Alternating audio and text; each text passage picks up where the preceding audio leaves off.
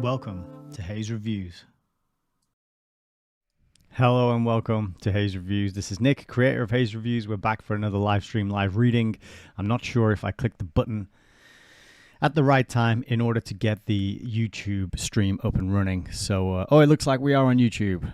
Nice. You just didn't get to enjoy the bluesy riffing of the intro to the full extent that you usually do.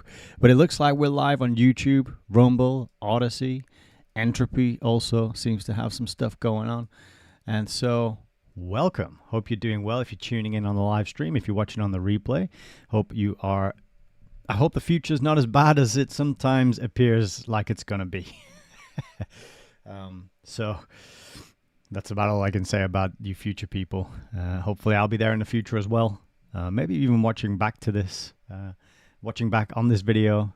Maybe I'll be on a rocking chair in my late 80s, maybe early 90s, listening back to those crazy things that I said on the internet back when I was approaching 40 years old. And maybe I'll be happy, and maybe I'll be living in a peaceful place surrounded by children and grandchildren and family and loved ones and pets and nature, and life will be good. We can only hope, can't we? So how are you all doing today? Hope if you can hear me, just drop a comment in the chat. Let me know that it's coming through loud and clear. But from my side of things, it looks good. We're recording, we're broadcasting, and so today we're going to be getting into and continuing with our reading of Foundations, Their Power and Influence. One of the best books we've read on the channel, without a shadow of a doubt. And I've got a few artifacts and documents to go through in the preamble ramble today. It's going to be, we're just going to have to jump straight into it because we've got a lot to get through. And then we're going to be continuing, if we have time, which I hope we will, we'll be continuing with Chapter 8 about the Ford Foundation. I think it's Chapter 8. We started last week. It's a gigantic chapter. And it's going into the different presidents of the Ford Foundation. It's talking about how the amount of money the Ford Foundation was wielding back in the early 50s was massive compared to all the other ones. Now, I think Rockefeller Foundation gets more attention and eyeballs on it and scrutiny of the things it's been involved with. Indeed, we've even read through the story of the Rockefeller Foundation by Raymond Fosdick. We read through that in its entirety on the channel. Very interesting read. Go back and check that out on the playlist if you want to get some further insight into these organizations. But the Ford Foundation, it's still going to this day, and it was the biggest one. I think it became the first billion-dollar foundation. I might be wrong in that. But the resources and the assets that it was wielding and controlling and utilizing far outweighed all the others back in the day, and that's what we were learning about at the beginning of this chapter. And these organizations, these foundations, they've been under scrutiny for a very long time. It's not, back in the past, people were very suspicious of charity and philanthropy and those crazy people in the past who didn't understand what fantastic things these organizations were doing for the world. You know, we tend to look back, we tend to be coached to think of people as kind of ignorant or stupid or dumb or superstitious. In the past, right? We think that here we are in 2026 and we're at the cutting edge of knowledge, we're at the cutting edge of development and progress and evolution, and we've got all the answers, and those idiots in the past didn't know anything. When that is a ridiculous position to take. People in the past, they read more books, they could write, they had a larger vocabulary, they were more self-sufficient, they had more worldly skills that you could utilize in reality. They weren't just living vicariously through their glowing rectangles all day and moving pixels around and calling it work, right? And doing that in exchange for fake fiat funny money that is backed by nothing and printed out of thin air by the small cabal of banksters who are given the right and the privilege and the pleasure to be able to do that. And the rest of us get put in cages if we try and do it. So people in the past, they had a lot more skepticism towards authority. They were less trusting of governments, of even news organizations such as the BBC. People in the past would be more skeptical of announcements and stories that were put out there. And people would be more skeptical of charitable philanthropic organizations. When you get that knock on the door and someone says, hello, I'm here to help you, and it's going to cost you nothing, You got to start being suspicious. You have to start being very cautious about how you proceed. And Worms has written this excellent book to explain to us what these organizations were actually doing. They were doing it. They were a kind of wolf in sheep's clothing, right? It harkens back to the Fabian methodology of the totalitarian tiptoe, 3 steps forward, 2 steps back, overall progressing through progressivism towards the ends that have been planned for a very long time. The fulfillment of the business plan that has been put in place so that we can all enjoy what? Less freedom, more control, and that's what we're heading towards. So Worms has written this excellent book, and it's one of those books that leads to lots of more books as well. And it's an absolute pleasure to read it. I'm so glad that we have a copy in the library and that we get to talk about it together on the channel. So thanks for being here today. I couldn't see the comments in YouTube, but I see there are some people in there. We've got Frank, we've got Justin, and we've got Franz Yuan 5759. Justin says, grab a pencil. Thank you for the reminder. It is here. I did check beforehand. I apologize for running slightly late this morning. My son decided to pee on the floor in my office, so we had to deal with that minor leakage beforehand. But it looks good. I think it's soaking up nicely now. Put some rags on it and a weight to kind of soak up all that.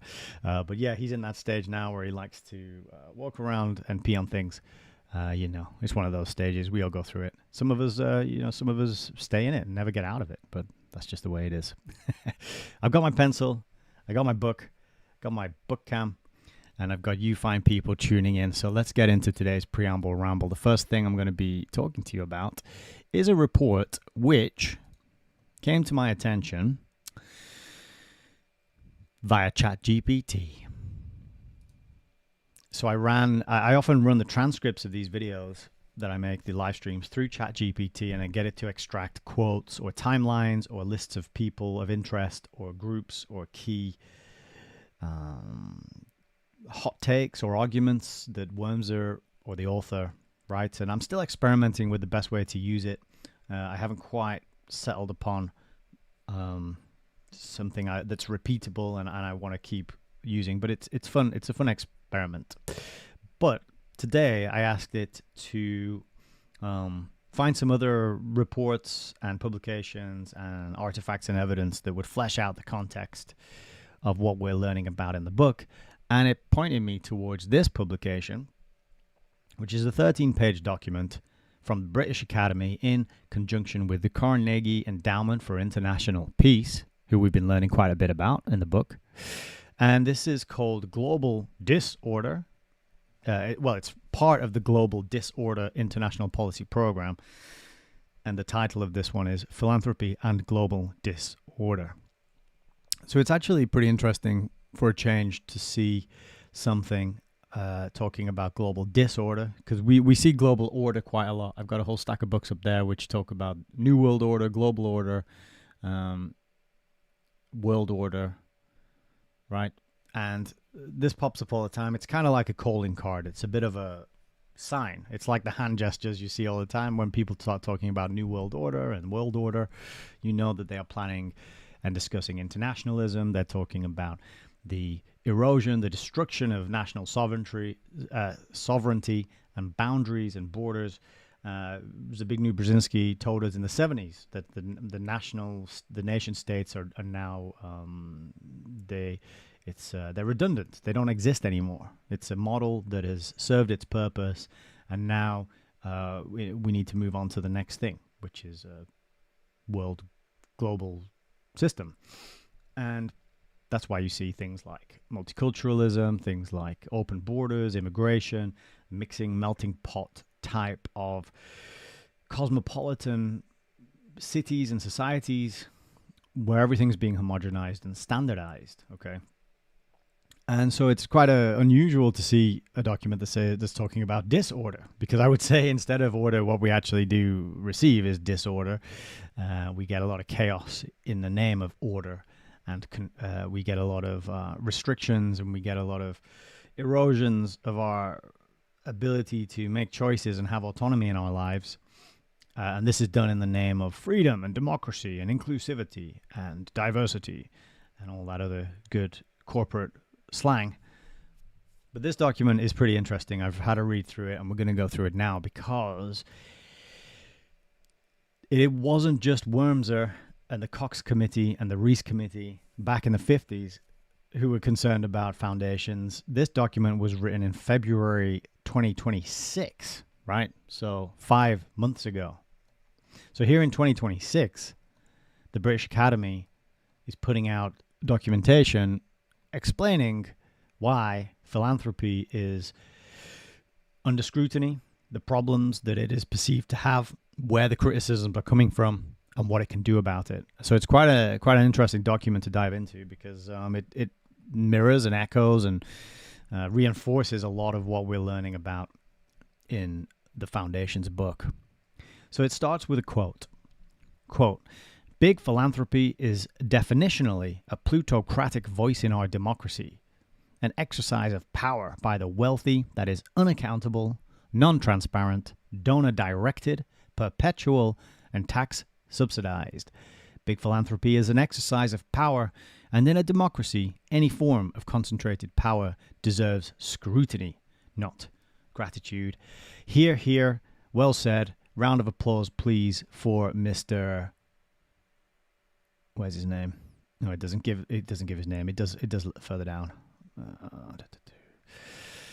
We will get to the name who is behind that quote very soon. But it's an excellent quote, and it sums it up very well. So the abstract of this paper is discussing the critiques of so-called big philanthropy within the global order.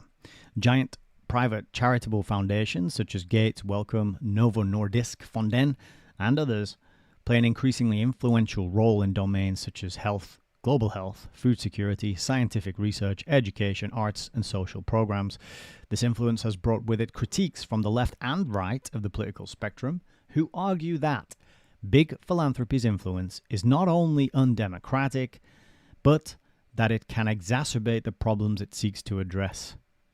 Responses to these critiques have focused on philanthropy's capability for risk-taking and long-term thinking, qualities which are not found anywhere else in the global order.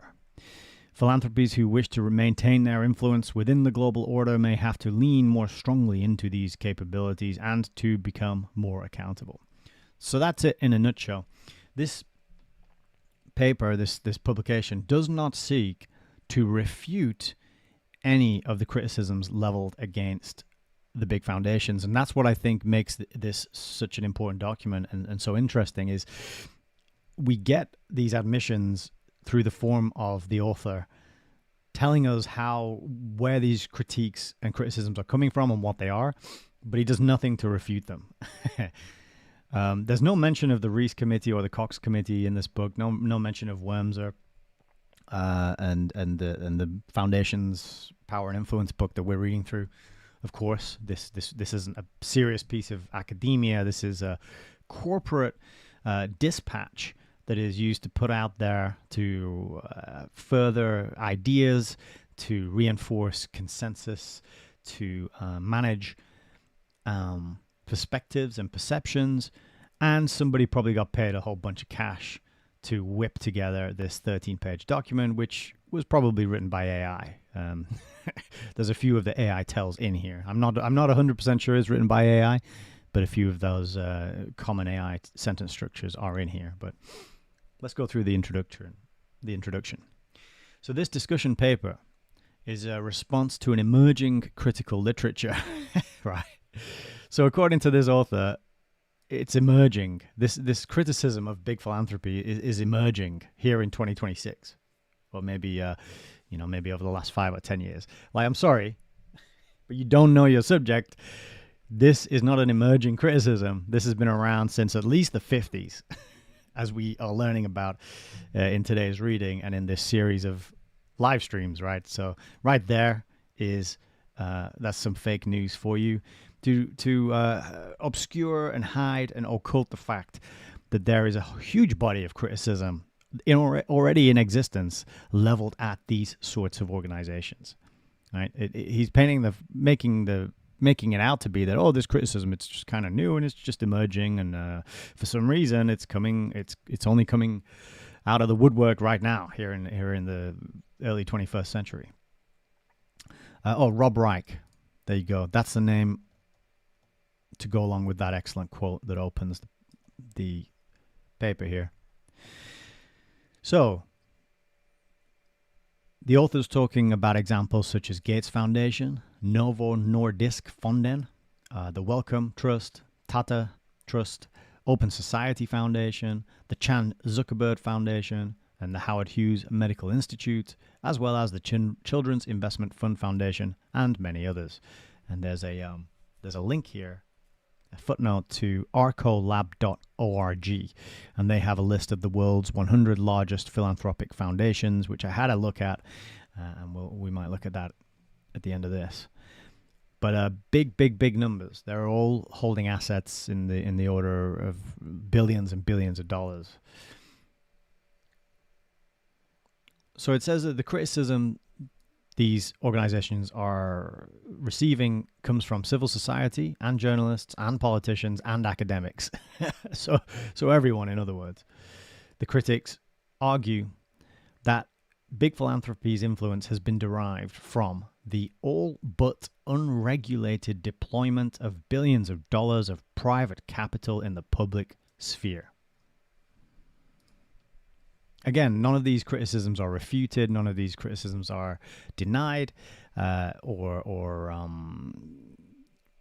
painted as unreasonable or false. Okay, they're all here, and they're just stated because there is no refutation or denial of them because they're true. Big philanthropy, continuing, on the other hand, tends not to fit easily into our traditional ways of understanding who has a seat at the table. As such, they can be seen to disrupt our notions of legitimacy, accountability, and power within the global order. Again, just all true, just telling you how it works.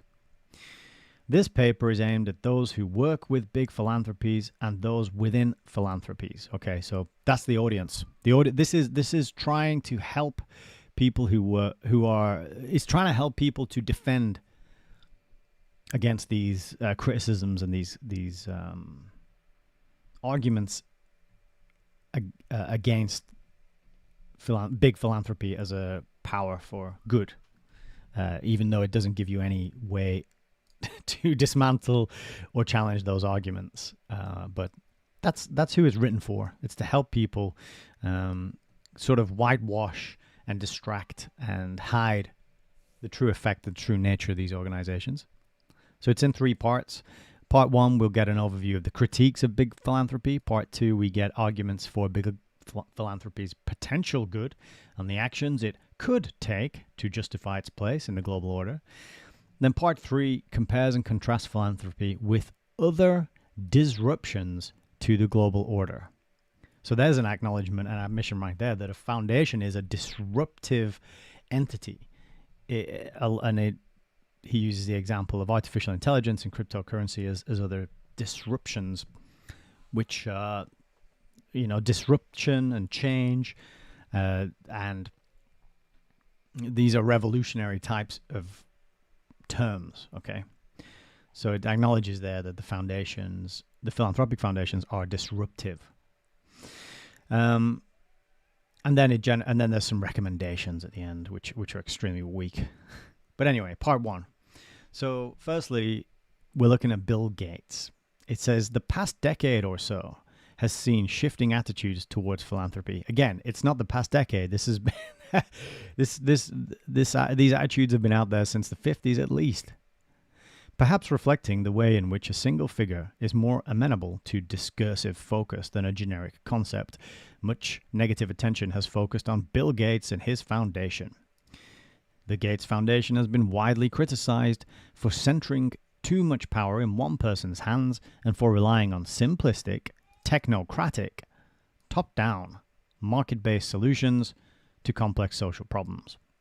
International organizations and national governments have also come under fire for allowing the Gates Foundation to have too much influence over their operations. Again, not refuting the claim.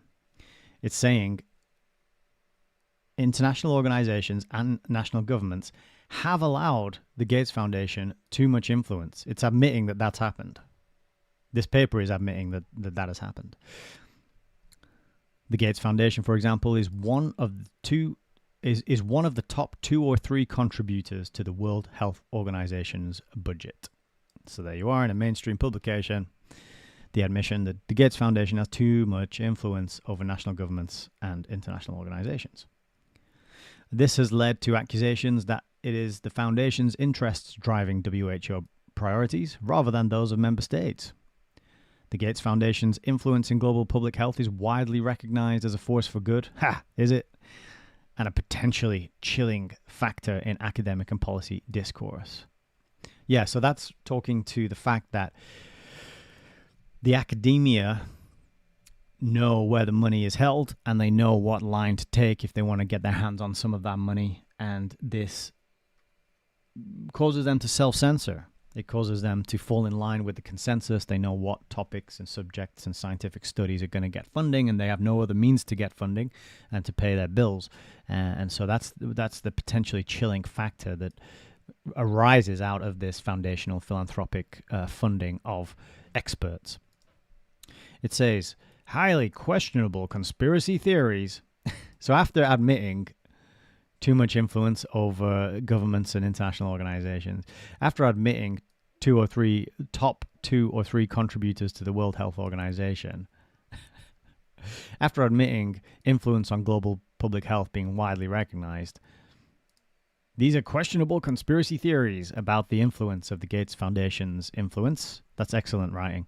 Highly questionable conspiracy theories about the influence of the Gates Foundation's influence over the global order. Maybe this is written by a human. These questionable conspiracy theories abound, especially on social media. So, as I mentioned, this kind of document is here to reinforce consensus thinking, right? Social media is the problem. The spread of questionable conspiracy theories on social media is the problem. Setting the stage and just subtly reinforcing the need for things such as digital ID, for things such as iris scans and facial biometric inputs in order to justify and verify people's age before they can access these dangerous places such as social media, where these dangerous conspiracy theories are shared and spread around. So that's just a little, it's not the main topic at all. It's just a little casual throwaway remark in the grand scheme of this document, but it shows you how consensus is reinforced and established. And this kind of thing happens in film and TV all the time. And once you spot it, you see it everywhere. And then eventually you throw your television away because it's a mind control device. And you realize that it's not worth subjecting yourself to it. No amount of entertainment is worth the programming and the mind control that comes along with it. That said, I am going to go and see the new Odyssey film tomorrow night at the cinema. But it's the first time I've been to the cinema in a long time, and we've got an opportunity. And Christopher Nolan tends to make visually spectacular films. So let's see. So continuing here, there is also no doubt that the foundation has been the recipient of remarkable preferential treatment by grateful national governments. For example, being granted diplomatic immunity in Kenya. I didn't know about that. There you go. But, they're all questionable conspiracy theories. Bill Gates is hardly the only philanthropy under fire. Few, if any, of the big philanthropies have been free of negative news stories and press coverage. So all of them are attracting the attention of civil society, journalists, academics, and politicians for getting involved in the dodgy things that they're doing, right?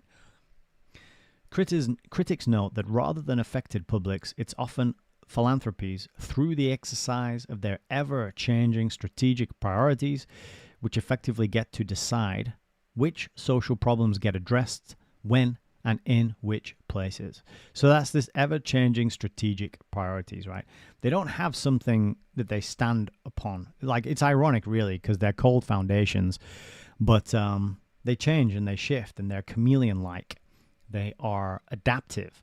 They presumably they achieve one goal or one stage or step in their business plan, and then they move on to the next one rapidly, because they are free from scrutiny and they are free from oversight, as this document admits.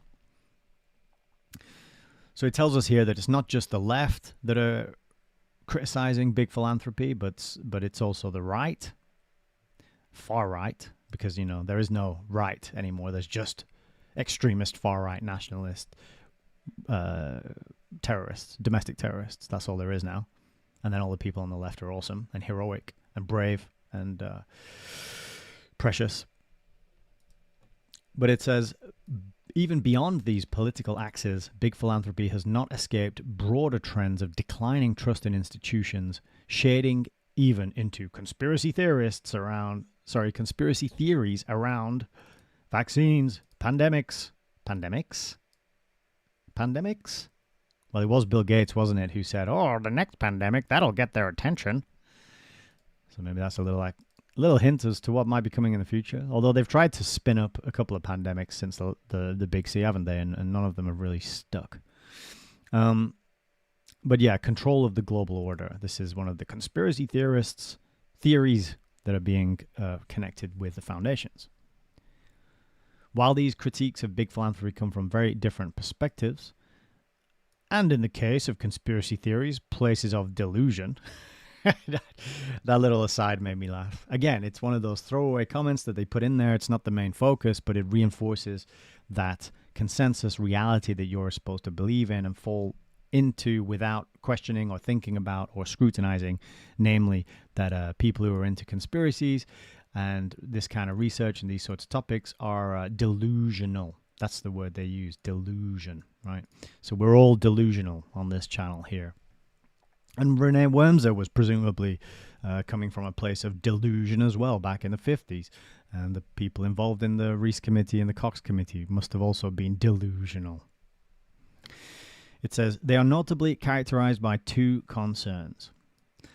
One is that big philanthropy has too much power, and it is ineffective at best and at worst actively harmful. The second can be described as the system critique, which argues that far from ameliorating the problems they tackle, philanthropies often cause and even benefit from them. Well, what a shocker, eh? Create the problem and sell the solution. So this is the first critique, which is the democracy critique. It's got 4 parts. Part 1 is that philanthropy tends to concentrate power in a few people's hands. Bill Gates is not simply giving away money, he's buying influence. That is the little AI sentence. It sounds like AI does that sentence to me. But that's a quote apparently from Schwab, so maybe it was Schwab that's using GPT to write his stuff for him. But Bill Gates is helping the world in the only way he knows how, by taking control. And then the other bit that gave me a laugh here is it talks about Gates's charismatic authority. If you think Gates is charismatic, I don't know. That's shocking. That's a conspiracy theory. Well, it's not a conspiracy, but it's definitely a theory. There's nothing charismatic about that big-titted, jumper-wearing nerd. Anyway, philanthropy concentrates power in a few people's hands. It lacks transparency and accountability. And it tells us here, oversight and regulation of philanthropy is remarkably light touch. So admitting and accepting and confirming that this is a legitimate criticism of foundations. It says, Bill Gates, Jeff Bezos, George Soros, et al. Answer to no one when it comes to making decisions about how to spend their philanthropic billions. But neither in practice do these big philanthropies without living donors. So whether you've got a living donor or not, you are not being subject to oversight and regulation. Philanthropy effectively privatizes what should be democratic responsibilities, giving private individuals or small unelected boards and executive staff an outsized say in the otherwise public spheres of health, education, labor, housing, communications, arts, food, and more. So again, that is exactly what Renee Worms's book talks about, only in greater detail with lots of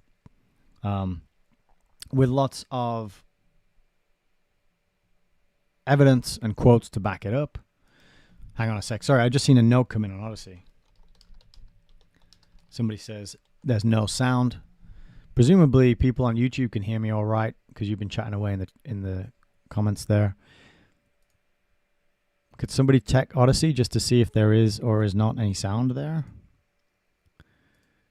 I don't want to do it because I might create some sort of feedback loop that will be unpleasant. But yeah, sorry if there's no sound on Odyssey. Hopefully there will be on the replay when I upload it. But Wormser was telling us this back in the 50s when he wrote his book, and this document here, published in February this year, is making out that these kinds of criticisms are new. Just brushing under the carpet the many, many decades of criticism that has been aimed at these organizations. Part 3 of the democracy critique, then, is that philanthropy is publicly subsidized. That's publicly subsidized by way of the light touch taxation that is applied. So it says, this argument is in response to the unavoidable financial and fiduciary facts of big philanthropy. Massive private wealth transferred into very lightly taxed foundations, which then accrue further lightly taxed billions in investment dollars. As Schwab puts it of the Gates Foundation, some years the foundation generates more income from its investments than it gives away in charity. So that should tell you all you need to know right there about these philanthropic organizations, right? They're a money-making tax avoidance scheme, at least in part. Philanthropists are then free to spend this money in the public sphere however they wish. And then part 4 of this critique is that philanthropy has opportunity costs, leaving the fundamental question of why big philanthropies get to decide which social problems get solved, how, and when. So this book has a whole section on the social sciences and the funding of social sciences and the artificial propping up of quote-unquote experts and the artificial what's the word that I'm looking for?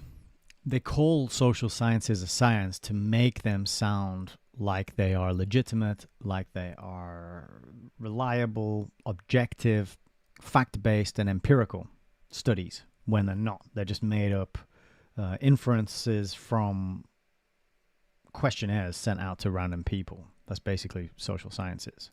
But they call it a science so that when the data comes in and when the policy is recommended and then adopted and rolled out, they say, well, look, it's empirical truth that this is for your benefit, so accept it and enjoy it. But it's the big philanthropies that are deciding which social problems. So, have they gotten rid of social problems? Is there not a drug overdose epidemic going on in the USA, as expertly chronicled and investigated by Housatonic on his YouTube channel, Housatonic Live 2. Social problems in England, we've got knife violence, we've got young people raiding shops and running away. We've got all sorts of social problems going on. None of these are getting funding, and none of these are being fixed because it's selective, right? And these are privately controlled pots of money, and they get to decide where it goes. So the public is just not involved, really, apart from the effect. The public get affected by all this at the end of it, but they're not involved in the setting up and the steering and the choosing of what's important and how these things are going to be rolled out. So that's the first critique, the democracy critique. And then the second critique is the system critique. And this is basically saying that the philanthropies cause the problems which they're supposed to fix, and points out the irony or the paradox or the contradiction in that big philanthropy makes its money from the system of global capital. And these philanthropies then put a lot of this money into private, highly tax-efficient foundations. Again, this was the contradiction discovered by the Rees Committee, which was that a lot of these foundations were funding experts and thinkers and writers who were critical of the system which allowed them to amass so much wealth. So basically, big philanthropy benefits from the system as it is, and thus it is not so incentive to fix the problems or change the system very, very much, is it? Because it keeps making money hand over fist, as this guy Schwab from the Gates Foundation told us in 2023. And so part of the system critique is that the social problems that philanthropy seek to address tend to be caused by the current financial and economic systems. And as Darren Walker, president of the Ford Foundation, argues in his book, which is called From Generosity to Justice, he says the political and economic systems that allow philanthropies to prosper are the same as those that cause the pervasive inequity they seek to solve. Strange that, isn't it? And then number 4, the fourth part of the system critique, is that philanthropic foundations, dependent as they are on the system, tend not to disrupt it. So this is confusing, right? Because at the start, the intro, part 3 of this paper is going to compare philanthropic foundations to other disruptive technologies such as cryptocurrency and AI. And now it's telling us that there's a critique that philanthropic foundations are not disruptive because they're reliant upon the system. They want to reinforce the system because that keeps the money flowing. So which one is it? I'd say they're very disruptive, but they do it in such a way as that they gain more power for themselves. Because that's how any organization, any organism will do that, will become self-perpetuating, particularly organizations that get to a certain size. It's like we talked about in the last stream, Taylorism, saying man was important in the past, but in the future, the system will become important. And so now you've got all these organizations, you've got these governments, you've got these structures in place, these corporations, that they have a momentum and a life of their own, and it doesn't really matter who comes and goes, right? You can have that revolving door at the top of the governmental departments and the regulatory bodies and the philanthropic foundations and the corporations, and the CEOs and governors and MPs can just rotate between all these organizations at the very top, in and out through that revolving door at the top of the pyramid there. And nothing will ever change because the size of these organizations and how embedded and well built they are and designed, how well designed they are, means that people can come and go, but no one person or one group of people can take them down. The only way you'll be able to take these things down is for large masses of people to withdraw their custom from them all at once, right? So everyone would have to stop using Amazon, or everyone would have to stop using Netflix, or everyone would have to stop using paying their taxes, for example. And that's very hard to do, and that's basically impossible to do because most people don't care. They're distracted, they're stressed, they're sick. Most people have more pressing, immediate concerns to deal with, right? And this is just the way life has been designed to be for us all. Okay, so we'll move on to part 2 of this paper, which is justifying big philanthropy. So it starts with the advantages, right? And this is pretty weak in my view, but this is how the author, I don't even know the author's name, who wrote this. I don't think there is an author. Is there an author? No, it's just written in the sort of collective voice. Yeah, it's just like the collective. It's the Borg. It's just the Borg. There's nobody wants to put their name on this. So it probably was written by AI, or it was written by a team of interns, and that's why it sounds so corporate and empty and vague and non-committal, and doesn't really mean anything when you dig into it and scratch below the surface. But part 2, we are told that progressive critiques of big philanthropy's shortcomings tend to reach for the same remedies, which are more regulation, yes, more government, stricter oversight, fewer tax breaks, better incentives. Right-wing and nationalist critiques look to the same remedies. Both approaches would seem to hold out little hope that big philanthropy can be expected or trusted to reorder itself. However, among commentators, a potential justification is emerging. So a justification to fire back in the face of all this criticism that we just read that wasn't refuted or denied, and there was just some kind of loose linking and connections with it's some of it's conspiracy theory and people are delusional, right? that was kind of the only defense or rebuttal put in place. It was a very it's kind of a logical fallacy, right? Linking, name-dropping conspiracy theories in there and saying that they're delusional. And trying to discredit these arguments and these criticisms by association. But in the face of this very formidable and well-established and backed up by evidence and legitimate critiques, this document, this hive mind that produced this document, suggests a potential justification that is emerging. The defense revolves around 3 ways in which big philanthropy can act, absent punitive regulation, to justify its place in the global order. So what are these 3 ways? Well, number 1 is philanthropies can be experimental. One way big philanthropy can justify itself is to double down on what is called discovery, an experimentalist approach to finding and assessing long-term horizon innovation. That is some of the most corporate jargon, which means nothing.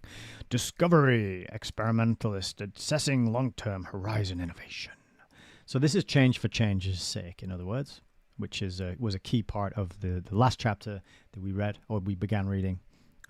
Was it last week or the week before? It was last week. It was the first part of the 4th chapter. He was talking about change for change's sake and how change is assumed to be good. People think, oh yes, change is good, out with the old, in with the new. But the question is, what are you leaving behind? What are you getting rid of? Are you throwing the baby out with the bathwater? No, just steam ahead, just roll on, just plow on with the change, rolling it out. And in the corporate world, we've got this thing called change management, which we were discussing in the Telegram chat recently. And I was saying that change management is simply when the management are going to do something that they know is going to be unpopular. And so they employ behavioral manipulation, they employ propaganda, they employ things like the Delphi technique to manage that change as they roll out something that people don't want because they've decided at the top that this has to happen. So yes, philanthropies. Oh, well, you can justify all the massive amount of influence and wealth and lack of oversight that they have by, well, they can do experiments and be experimental. So there's a quote here from the former president of Philanthropic Foundations Canada. She said, "One of the great public benefits of thoughtful philanthropy is its ability to take leaps, to fund what is risky or has unknown outcomes." So this word leaps, what do you think of? You think of like the great leap forward. That's what I think of anyway. That was from Hillary Pearson in 2022. There's other phrases here like moonshot philanthropy, which is an approach that seeks to privatize failure and socialize success. Yay, socialism. Ensuring the fruits of success are shared by all. And appropriately, that comes from the Chen Yat-sen Foundation, which sounds Chinese. So no wonder they're pushing socialism. Number 2, so after being experimental, the other unique thing that philanthropies can do is they can think long term. Unlike the authors of this paper who aren't aware of a book in the 50s which detailed all this in a much more articulate and comprehensive way.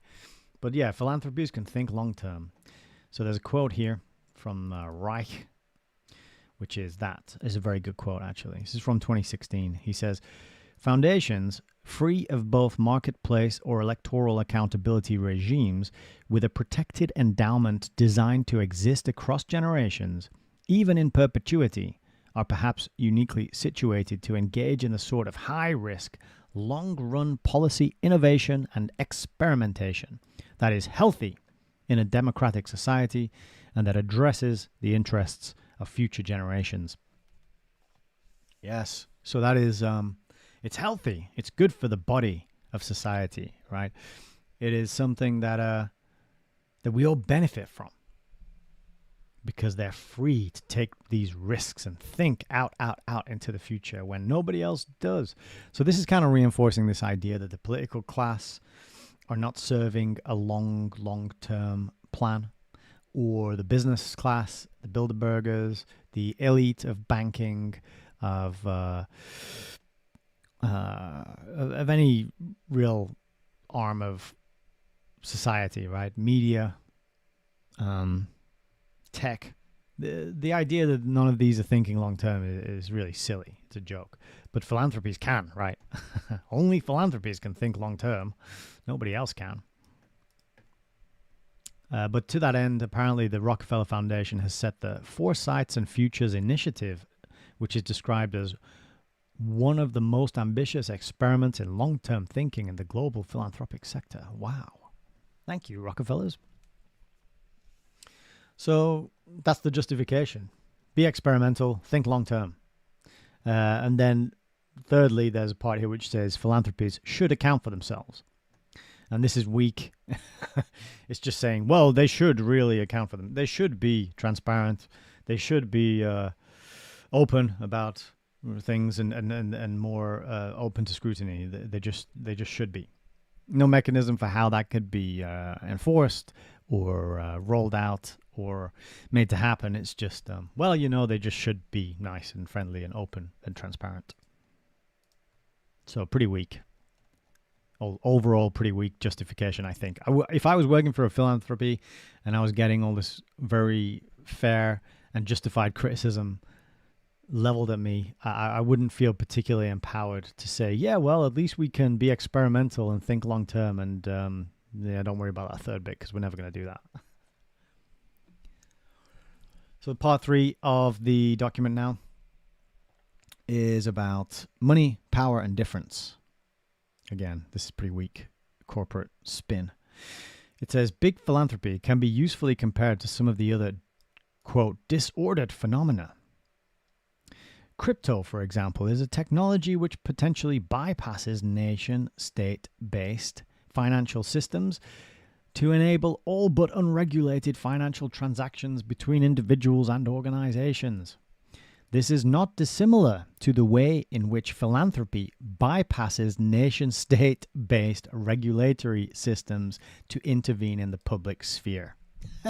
So again, another admission about how these things work still today in 2026, backing up and showing us that nothing much has changed since the 50s when René Wormser was making the exact same points in his book. AI is said to have disruptive potential not only because of the scale and speed at which it can perform computing tasks, but also because of its lack of transparency and accountability. Again, this is akin to philanthropy's capability to act in ways other organizations cannot. So that was a way of not saying that there's a lack of transparency and accountability. Instead of saying, again, this is the same as foundations, which also have a lack of transparency and accountability. They've put a little spin on it there to say, oh, this allows them to operate in ways other organizations cannot. And again, you'll notice that phrase, you might, it's implied that that's a good thing. But other organizations, they might not be able to engage in criminal activities, and foundations can, perhaps, because of their lack of transparency and accountability, you see?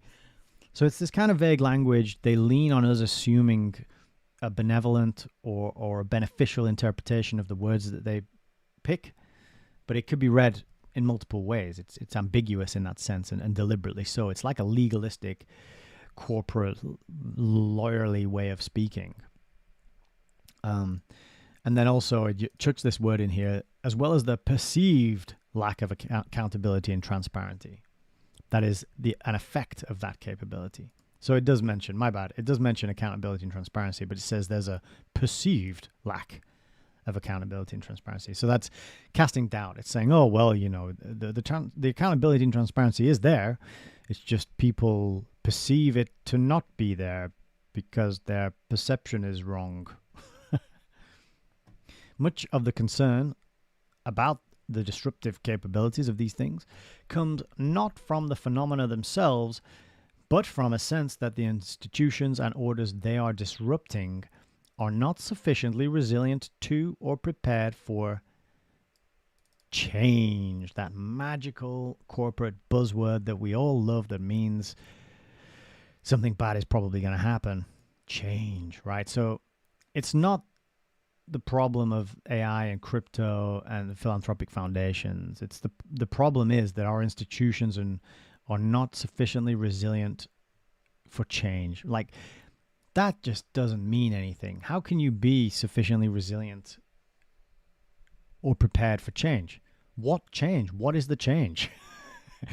Right? You can't just be resilient and prepared for all change, every single possibility and eventuality, right? It just makes me angry because it means nothing, but people pat themselves on the back and read it to each other and think they're smart, and lots of money gets sloshed around for these kind of documents to be produced. So it's a weakness to not be resilient or prepared for change. This weakness is arguably also a characteristic of the global institutional contexts in which big philanthropy currently operates. Yeah, so that's the problem. The problem isn't the big philanthropy. The problem is that all the systems are not prepared and resilient for change. And so the recommendations, it says, I recommend. Who is I? We still haven't found out who the author of this is. I must have missed the name somewhere. I recommend 3 areas in which further work can be done. And these areas are power. So the philanthropic organizations need to radically devolve that power away from boardroom and executives. Yeah. It says they need to acknowledge that they hold unusual levels of power. That's step 1. And then step 2 is to, give that power up. Okay, great recommendation. I'm sure that will happen. The second recommendation is money. So it says even more so than relinquishing power, philanthropies choosing to restrict their money-making opportunities could be viewed by boardrooms and executives as a dereliction of their duty to maximize their ability to do good.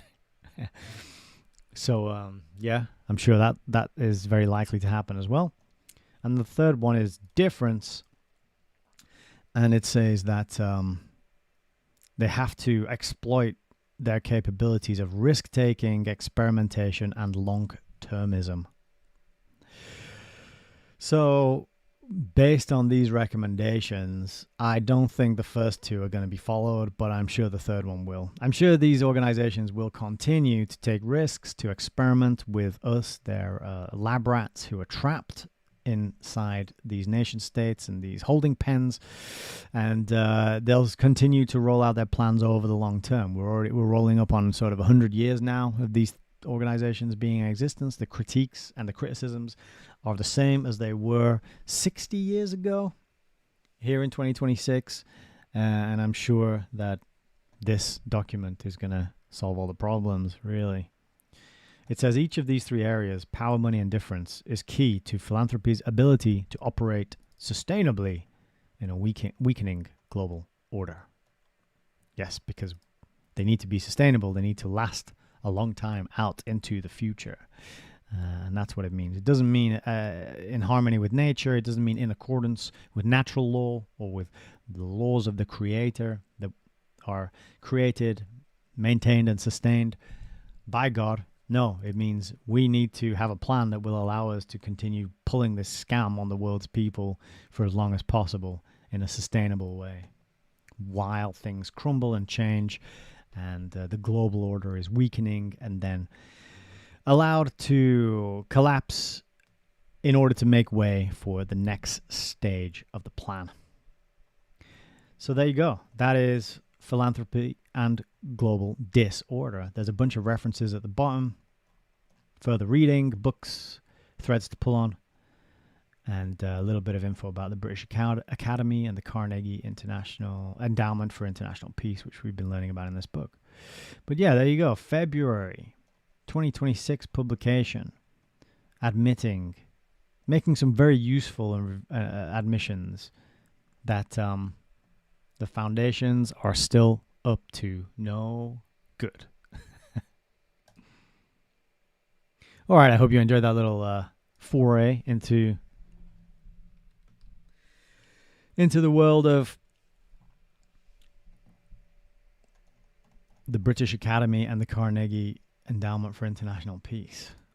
Pretty interesting to read these white papers. They're kind of dry and boring, and they're not so exciting. And there's not always so many kind of mic drop moments or smoking gun quotes. But they're useful to read and look at because they, as I said, they reinforce the consensus. They nudge you into what you should be thinking and the opinions and the ideas that you should be holding.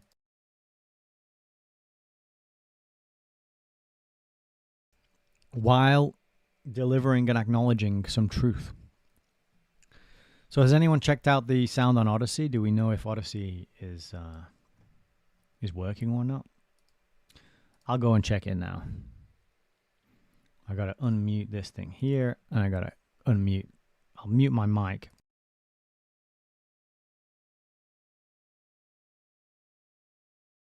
Yeah, it doesn't look like there's any sound on Odyssey. That's weird.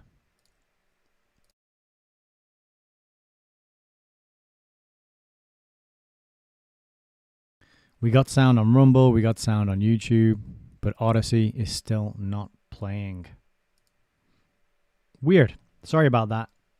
YouTube and Rumble are working, however, so you can go there if you want to listen with audio and not just watch me and try and lip read. But if you're good at lip reading, or that's a skill that you're practicing and working on, then, there you go. You're welcome. So yeah, hope you enjoyed that little intro there. We've got something else coming up actually next. But before we get onto that, I will just remind people you can go to allmylinks.com/Hayes Reviews if you want to support and find out how to get in touch and follow my channels and socials and blah, blah, blah, blah. You know about all that stuff already. And it's all there, though. It's all there in one handy place so that you can scroll up and down and find the ways to get involved, find the ways to join the mailing list, get hold of Continuity of Control, the email series, get hold of my full inventory of all the books in my library, almost all the books. That's at ultimatereadinglist.com. And you can send a donation if you feel moved to chuck me a few quid for my troubles and to help me buy more documents and more books that I can read and talk to people about, because that's what this is all really. The mission here is to just raise awareness of these important books and get people talking about them and drum up and drive up some enthusiasm for reading and diving into these older artifacts. And speaking of artifacts, let's go over to the book cam and continue with the live stream. Take a look at this. So this came earlier in the week. And if you remember, we had a whole chapter in Foundations, Their Power and Influence about education and how part of the function of the foundations was to pour money into the creation of experts and textbooks and curriculums which had embedded in them a political ideology which was, in a word, internationalism. Socialism, communism, left-leaning internationalism, right? An undercutting of Christian values, of traditional values, of conservative values, an undercutting of established moral norms, of objectivity, of things institutions, long-standing institutions like marriage, like monogamy, undercutting all those things in the name of progressivism. And there's a whole detailed chapter about the people who received funding and the kind of things that they taught, and a lot of the quotes that they put out there in speeches. And one of the people that we looked at in a preamble ramble was this guy, George Counts. Let me just put my my light on, because I feel like the lighting was sort of changing and looking weird there. George Counts was a top educator, held a whole bunch of interesting positions in various organizations. Let's see if we got his page open still. No, we looked at Adler, Social Science Research Council, Progressive Era. I'm sure we looked at George Counts at some point, right? Where is he? Yeah, maybe we didn't. But he's written a number of books, and he was pointed at by Wormser as an example of an educator who had a political ideology. An educator who had a political ideology who received foundation funding and showed us that foundations were not objective. They were not. They are politically aligned. They are not giving a fair, open playing field for the battle of ideas to take place, right? Which is balanced and which allows for a variety of opinions and views to be aired and expressed. Worms is showing us that there was clear ideological bias in the funding and how those philanthropic monies were allocated. And George Counts is one of the examples that he uses. And he mentions this booklet, Dare the School Build a New Social Order, as well as some other publications by George Counts. He's written books as well, and was pretty prolific. So this booklet I got, you can see here, it's number 11 in the John Day Pamphlets series, and it cost 25 cents. Now, when you take inflation into account, you can bet that I paid a lot more than 25 cents to get this. And there's reprints out there, and it's available online, so there's no reason to go and buy a physical copy unless you're, a collector like me, and you like to build up the physical artifacts and have them to hand to look at and read. So I thought today, instead of continuing with the book, we could take a look at this piece of propaganda from.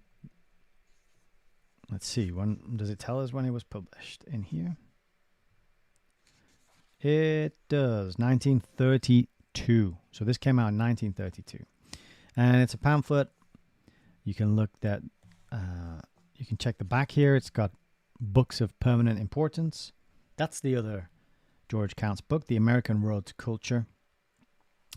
The Soviet Challenge to America. We've got Nathaniel Peffer, China, The Collapse of a Civilization. Tin Pan Alley by Isaac Goldberg. The Story of the American Popular Music Racket. That sounds pretty interesting, actually. And then American, The Life Story of a Great Indian by Frank B. Linderman. So Dare the School Build a New Social Order. I heard about this and I thought the fact that it had new and order in the title and seemed to be suggesting that schooling, education, teachers, curriculum, textbooks should be used to change things. And that aligns very neatly with Charlotte Iserbyt's work and with John Kleincheck and John Taylor Gatto. And back in the 30s, people were putting out this sort of propaganda, and the title made me curious and incredulous to want to know more. So I ordered a copy. I tracked down a copy and I ordered it. So let's have a look here. Dare the School Build a New Social Order by George Counts. As the possibilities in our society begin to dawn upon us, we are all, I think, growing increasingly weary of the brutalities, the stupidities, the hypocrisies, and the gross inanities of contemporary life. We have a haunting feeling that we were born for better things, and that the nation itself is falling far short of its powers. The fact that other groups refuse to deal boldly and realistically with the present situation does not justify the teachers of the country in their customary policy of hesitation and equivocation. The times are literally crying for a new vision of American destiny. The teaching profession, or at least its progressive elements, should eagerly grasp the opportunity which the fates have placed in their hands.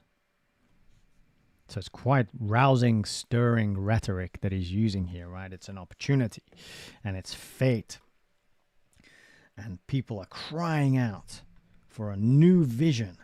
And this is tied in with destiny. It's very emotive. It's very, it's kind of thing you might expect a cult leader to stand up and start saying, or maybe a street preacher or something. I don't know. I'm sure it's no accident that he's using that kind of evocative, emotive language.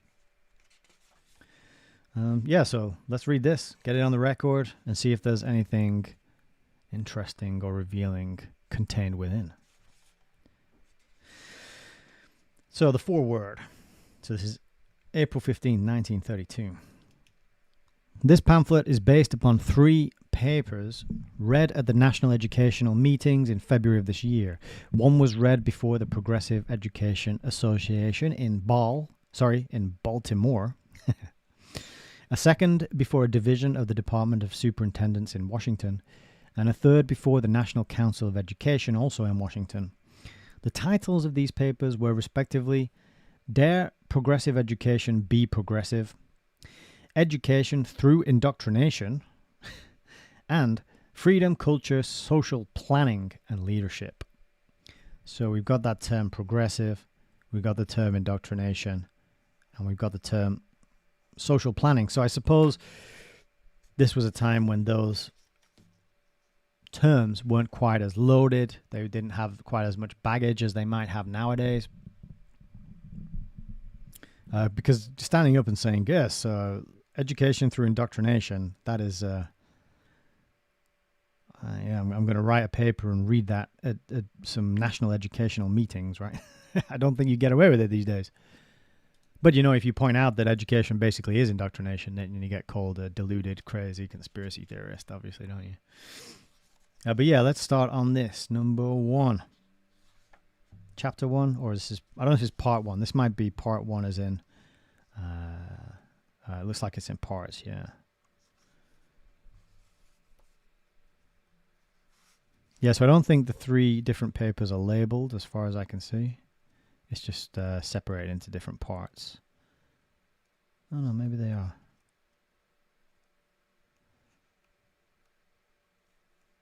I don't know.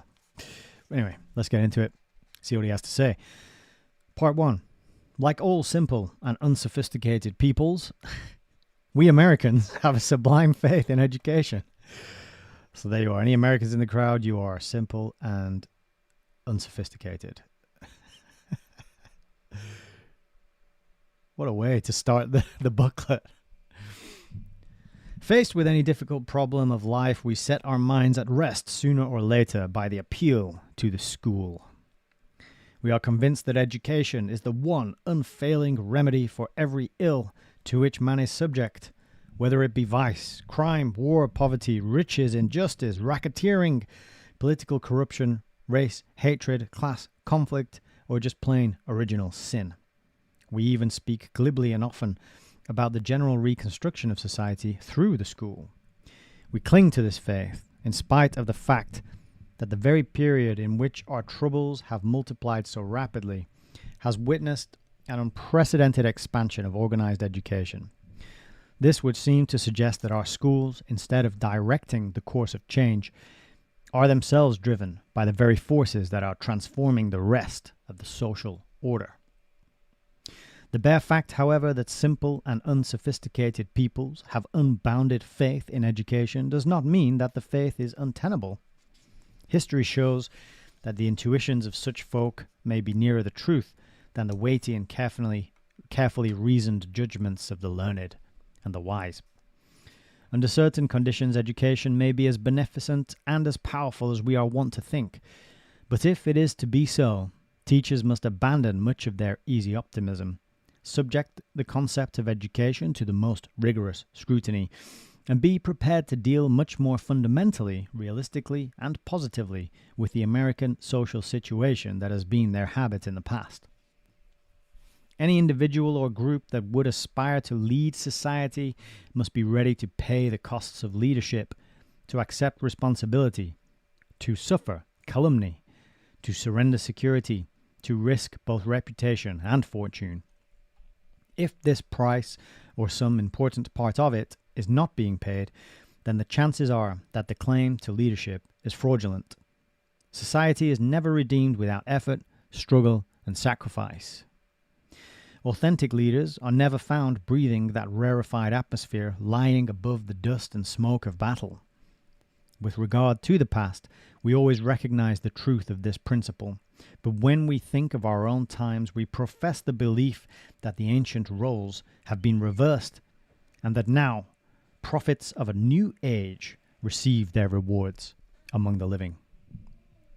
That the existing school is leading the way to a better social order is a thesis which few informed persons would care to defend, except as it is forced to fight for its own life during times of depression.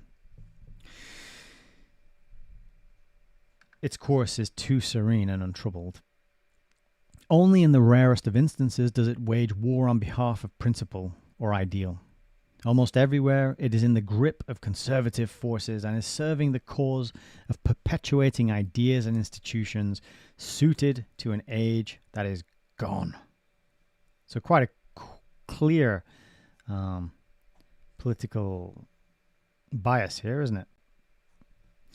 But there is one movement above the educational horizon which would seem to show promise of genuine and creative leadership.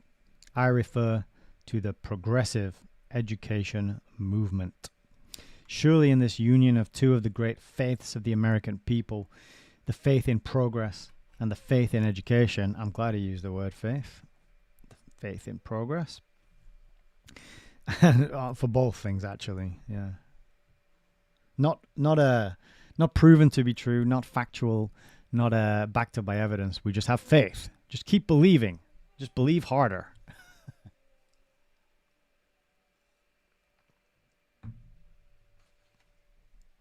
Here is a movement which would seem to be completely devoted to the promotion of social welfare through education.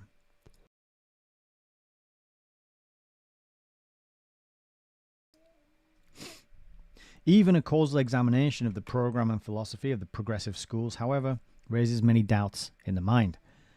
To be sure, these schools have a number of large achievements to their credit. They have focused attention squarely upon the child.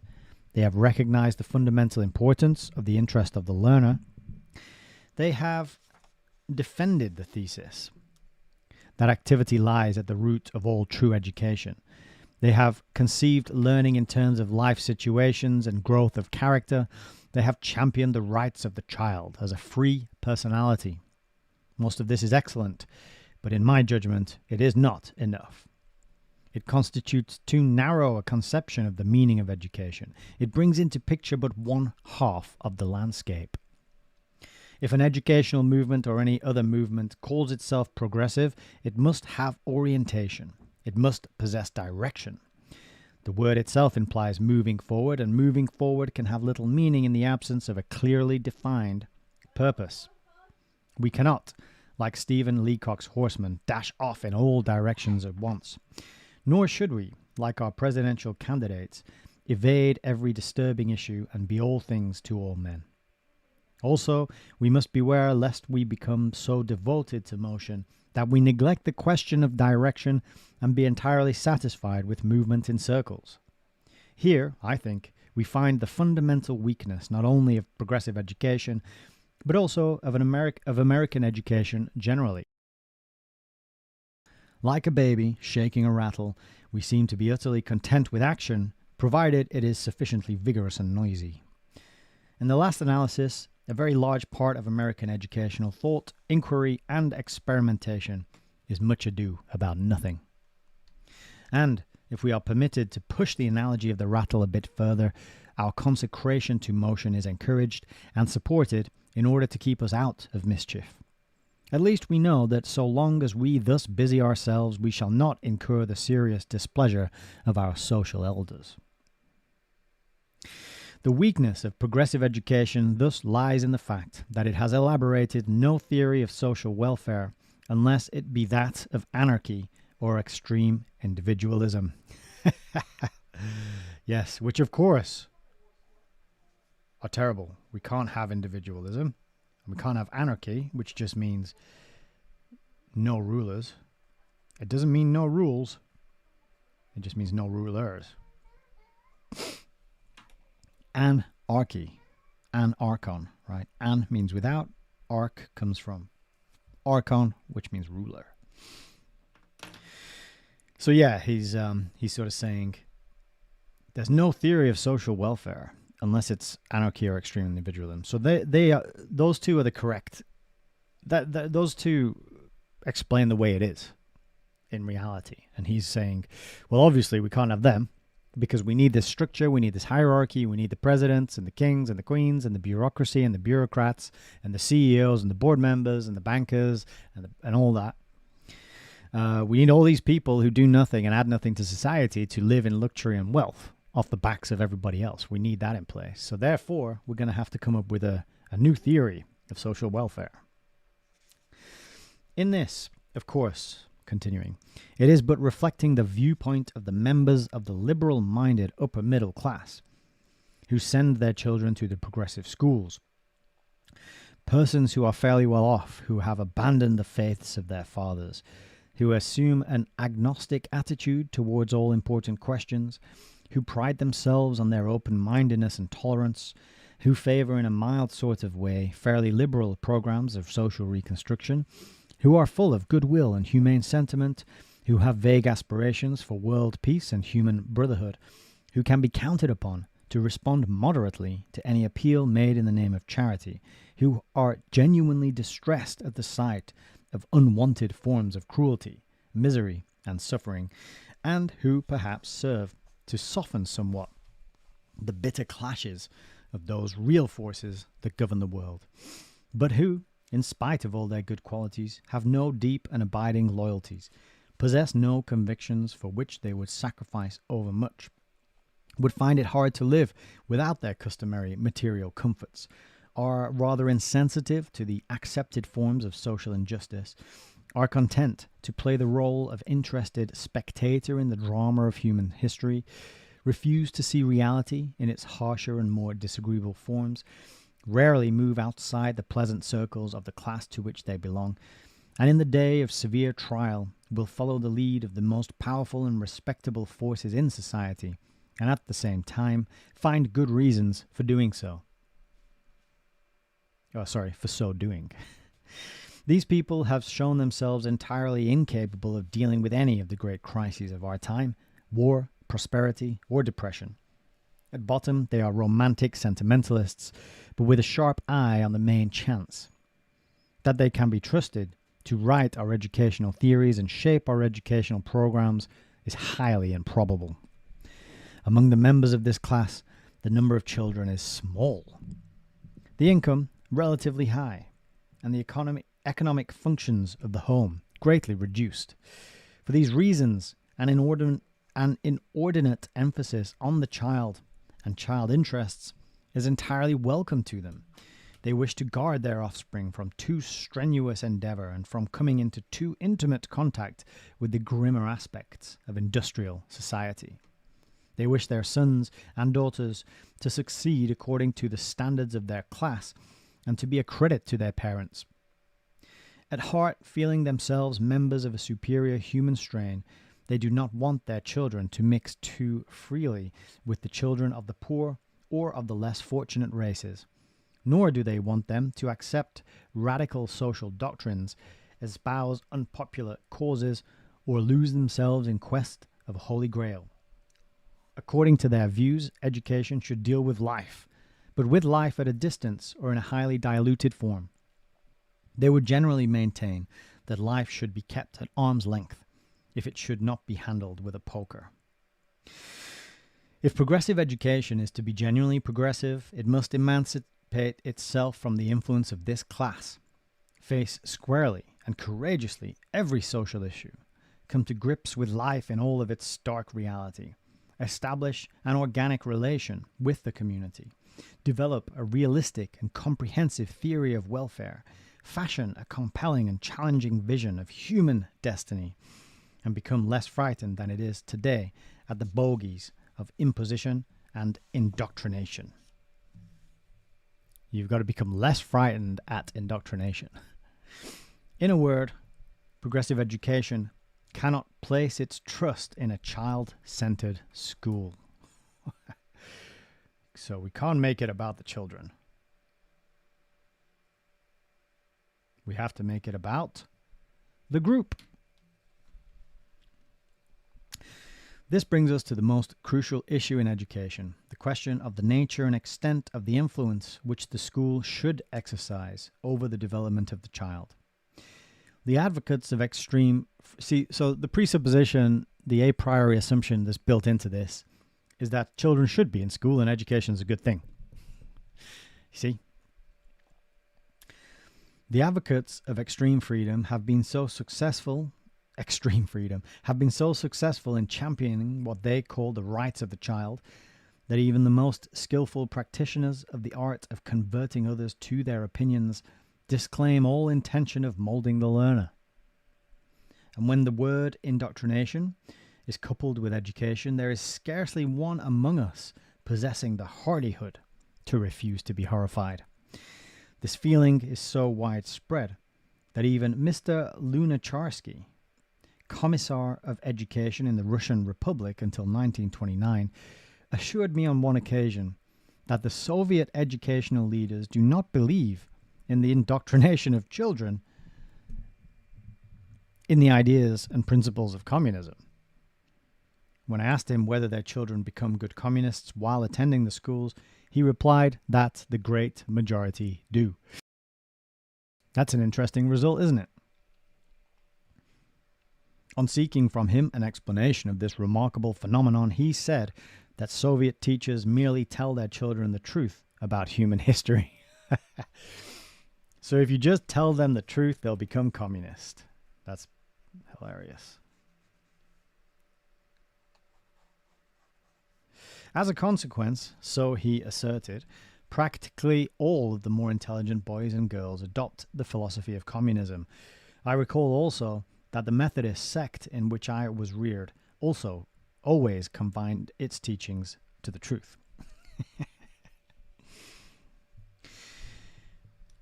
The issue is no doubt badly confused by historical causes. The champions of freedom are obviously the product of an age that is broken very fundamentally with the past and is equally uncertain about the future. In many cases, they feel themselves victims of narrow orthodoxies which were imposed upon them during childhood and which have severely cramped their lives. At any suggestion that the child should be influenced by his elders, they therefore envisage the establishment of a state church, the formulation of a body of sacred doctrine, and the teaching of this doctrine as fixed and final. If we are forced to choose between such an unenlightened form of pedagogical influence and a condition of complete freedom for the child, most of us would, in all probability, choose the latter as the lesser of two evils. So this formulation here, complete freedom for the child, is the lesser of an evil, of two evils. So just letting the child observe what the parents do and follow their curiosity and help out. Because my son, he's 1 year old now, and all he wants to do is be with us and be involved in whatever we're doing. He'll pick things up. He'll help hang the washing. He doesn't know how to actually help, but he wants to be there and involved in our activity. He doesn't want to be off playing with his toys in the corner while we're doing the chores, right? If we're cooking, if we're gardening, if we're loading the washing machine or unloading it, hoovering, he's right there with us, wanting to help out with the thing that we're doing. because he just wants to be involved, and he's observing and he's learning and he's taking note. And then when he gets hold of the things that we use, he's trying to use them in the same way and push the Hoover around, the vacuum around, pick up the mop, push that around. So, and then his toys just kind of lay there gathering dust. He's not that bothered about the toys. He's more interested in, all right, what are we doing here, and how can I get involved, and how can I participate?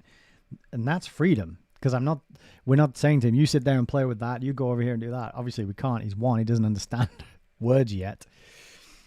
But he shows at such a young age, with freedom, all he wants to do is be involved in the family activities. He wants to eat the same food. He can see when he's got different food to us, and he points at the food on our plate. He wants the stuff we're eating. So we try and make sure that we're all eating the same sorts of food, so he can feel included and part of the family in that way. So I think this is a bit of a mischaracterization here, saying complete freedom for the child is the lesser of two evils. You could take it to an extreme and just, like, you wouldn't put him out on the front street while you go to work and just give him that level of complete freedom, right? Okay, I'll be back in 8 hours. Have a good day, son, right? So it depends on the definition. What do you mean by complete freedom? But freedom for the child and painting that as an evil, it's quite an interesting line to take. He says, this is to create a wholly artificial situation. The choice should not be limited to two extremes. Indeed, today, neither extreme is possible. Yeah, so gone are the days of freedom for your children. In other words, in the 1930s, it's not possible anymore.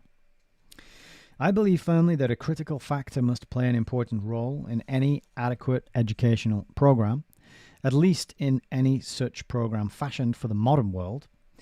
An education that does not strive to promote the fullest and most thorough understanding of the world is not worthy of the name.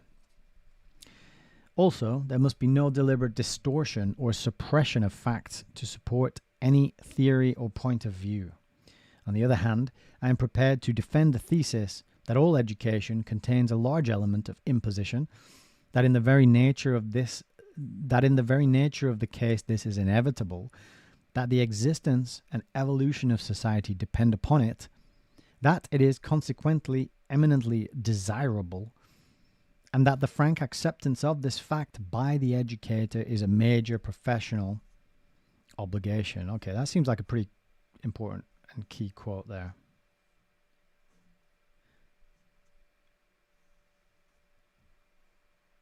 So, I'm prepared to defend the thesis that all education contains a large element of imposition. So by large element of imposition, I'm taking it as indoctrination or instruction. Imposition is kind of something, it's like using force. It's like you have to learn this, rather than allowing the child to choose what they want to learn, follow their own curiosity, and figure it out for themselves through experience. It's like imposition. You must learn this. I'm going to force you to learn it. That kind of sounds like what he's saying, but I don't know exactly what is meaning the use of this word imposition. There's a little footnote here, a little asterisk, which says, some persons would no doubt regard this as a non sequitur, but the great majority of the members of the human race would, I think, accept the argument. I mean, that's pretty confident, isn't it? The great majority of the members of the human race, I think, would agree with me. Wow. So continuing, I even contend that failure to have a large element of imposition in education involves the clothing of one's own deepest prejudices in the garb of universal truth, and the introduction into the theory and practice of education of an element of obscurantism.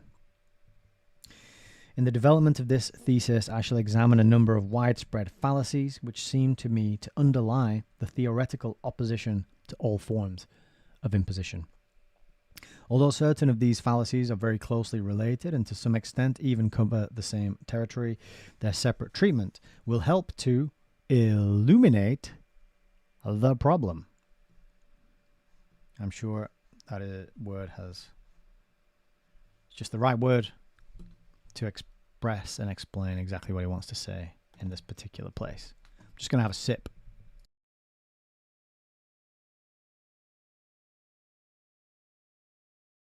Sorry for sipping before and not muting myself. I know that drives some people nuts, and it's quite rude. But I got a bit of a tickly throat today, so forgive me. Okay, so part 2. He's going to give us the fallacies that are used to argue against the his idea that education must contain a large element of imposition. Maybe we should quickly look up the word imposition. We'll do it live. Let's open my browser here. And, oh, goodness me. The search bar disappeared.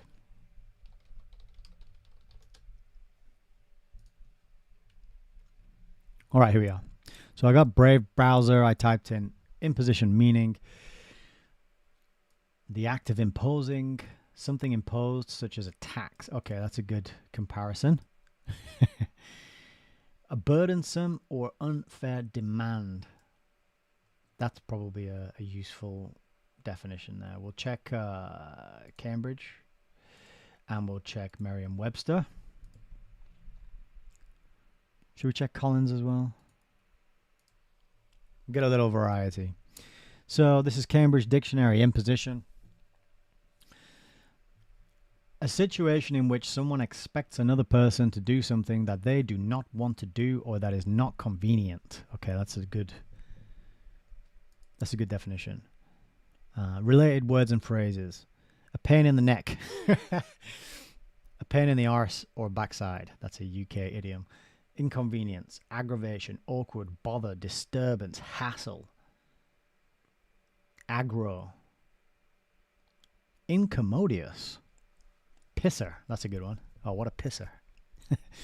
So there you go. That's it. That's imposition. I think that's a very helpful definition. There's another one here. Something done that causes inconvenience to another person.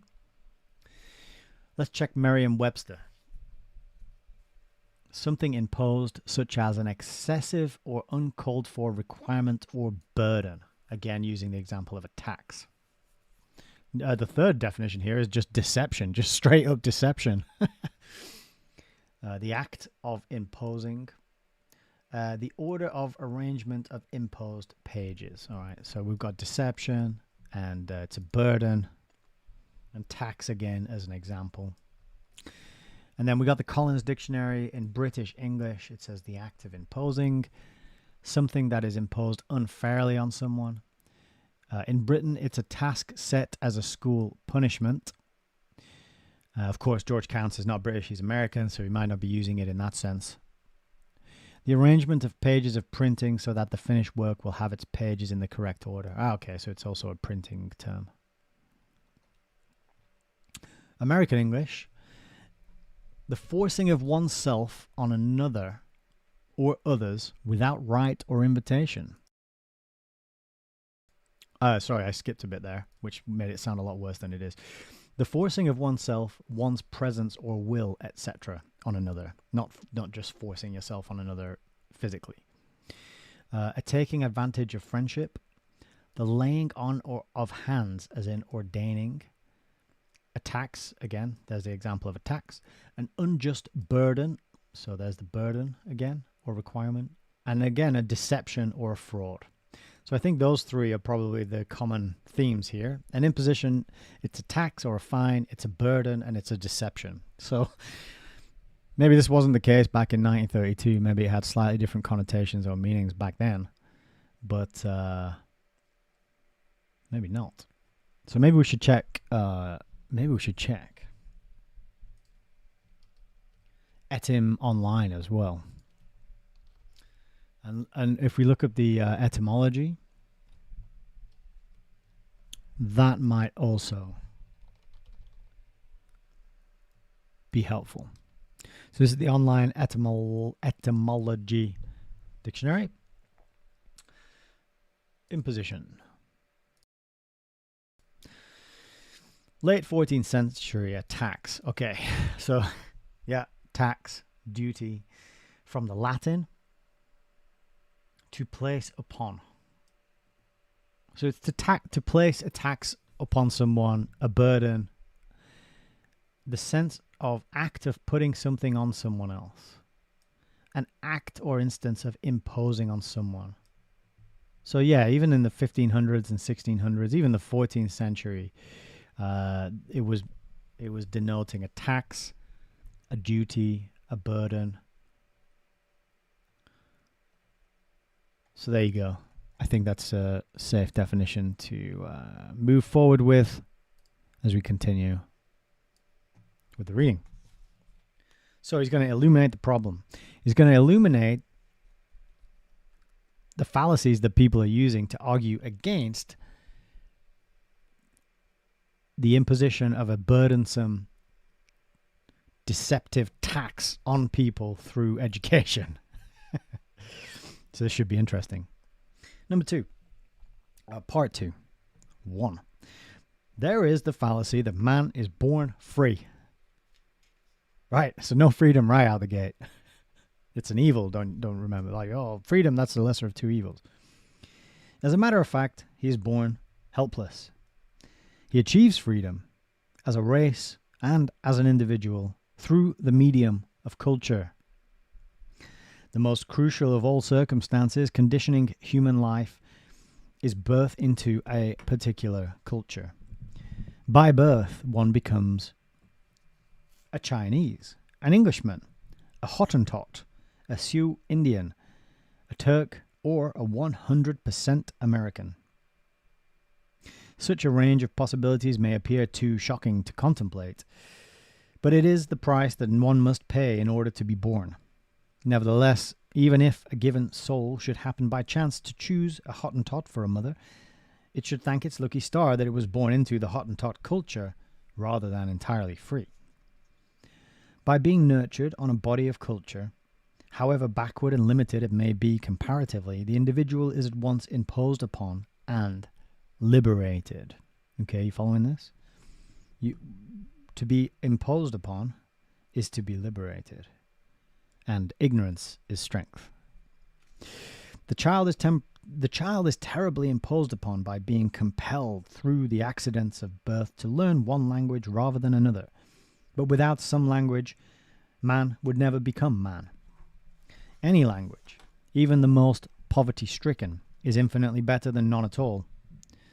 In the life cycle of the individual, many choices must of necessity be made, and the most fundamental and decisive of these will always be made by the group. That's quite an interesting bit as well, isn't it? In the life cycle of the individual, many choices must be made, but the most fundamental and decisive choices will always be made by the group. How does a group make a choice exactly? Voting, I suppose, democracy. Usually a group will have a tribe or a leader or a president or prime sinister. But yeah, that's quite an interesting little peek into George Count's worldview. Continuing, this is so obvious that it should require no elaboration, yet this very obvious fact, with its implications, is commonly disregarded by those who are fearful of molding the child. Yes, it's obvious. He repeated the word obvious twice. And if you don't think what he just said is obvious, then you're clearly an idiot. One of the most important elements of any culture is a tradition of achievement along a particular line, a tradition which the group imposes upon the young and through which the powers of the young are focused, disciplined, and developed. One people will have a fine hunting tradition, another a maritime tradition, another a musical tradition, another a military tradition, another a scientific tradition, another a baseball tradition, another a business tradition, and another even a tradition of moral and religious prophecy. I wonder which people he's talking about there. A particular society of the modern type commonly has a vast number of different traditions, all of which may be bound together and integrated more or less by some broad and inclusive tradition. One might argue that the imposing of these traditions upon children involves a severe restriction upon their freedom. My thesis is that such imposition, provided the tradition is vital and suited to the times, yeah, just that little caveat there. Because he hasn't mentioned that so far, that like there can be very important, helpful, life-saving traditions and aspects of culture which are passed on that will allow that human being to survive and thrive. And then there can be ones that are passed on that are just totally toxic and poisonous and dangerous. Well, my thesis is that imposition, as long as it's vital and suited to the times, releases the energies of the young, sets up standards of excellence, and makes possible really great achievement. The individual who fails to come under the influence of such a tradition may enjoy a certain kind of freedom, but it is scarcely a kind of freedom that anyone would covet for either himself or his children. It is the freedom of mediocrity, incompetence, and aimlessness. 2. There is the fallacy that the child is good by nature. The evidence from anthropology as well as from common observation shows that on entering the world the individual is neither good nor bad. He is merely a bundle of potentialities which may be developed in manifold directions. Guidance is, therefore, not to be found in child nature, but rather in the culture of the group and the purposes of living. There can be no good individual apart from some conception of the character of the good society. There you go. This is true, pure communitarianism and collectivism. Good individual cannot exist, he says, apart from some conception of the character of the good society. And the good society is not something that is given by nature. It must be fashioned by the hand and brain of man. This is pretty good. So not the heart, not the conscience, the hand and the brain, the intellect. This process of building, so he's illuminating us and we're talking about building societies. A good society is to a very large degree an educational process. The nature of the child must of course be taken into account in the organization of any educational program, but it cannot furnish the materials and the guiding principles of that program. Squirm and wriggle as we may, we must admit that the bringing of materials and guiding principles from the outside involves the molding of the child. 3. There is the fallacy that the child lives in a separate world of his own. The advocates of freedom often speak of the adult as an alien influence in the life of the child. For an adult to intrude himself or his values into the domain of boys and girls is made to take on the appearance of an invasion by a foreign power. Whatever may be the view of the adult, the child knows but one society, and that is a society including persons of all ages. So he's making good points in a lot of ways, but the way he is characterizing freedom and advocates of freedom, I think, is very disingenuous. He's not naming any names. He's not pointing to any particular publications or speeches or quotes or statements, right? He's making very broad generalizations. But of course, you know, the vast majority of human beings in the world would agree with him. So, as he told us. This does not mean that conflicts of interest may not occur or that on occasion adults may not abuse and exploit children. It does mean that in a proper kind of society, the relationship is one of mutual benefit and regard in which the young repay in trust and emulation the protection and guidance provided by their elders. The child's conception of his position in society is well expressed in the words of Plentycoo, the famous Crow chieftain who spoke thus of his boyhood. We followed the buffalo herds over our beautiful plains, fighting a battle one day and sending out a war party against the enemy the next.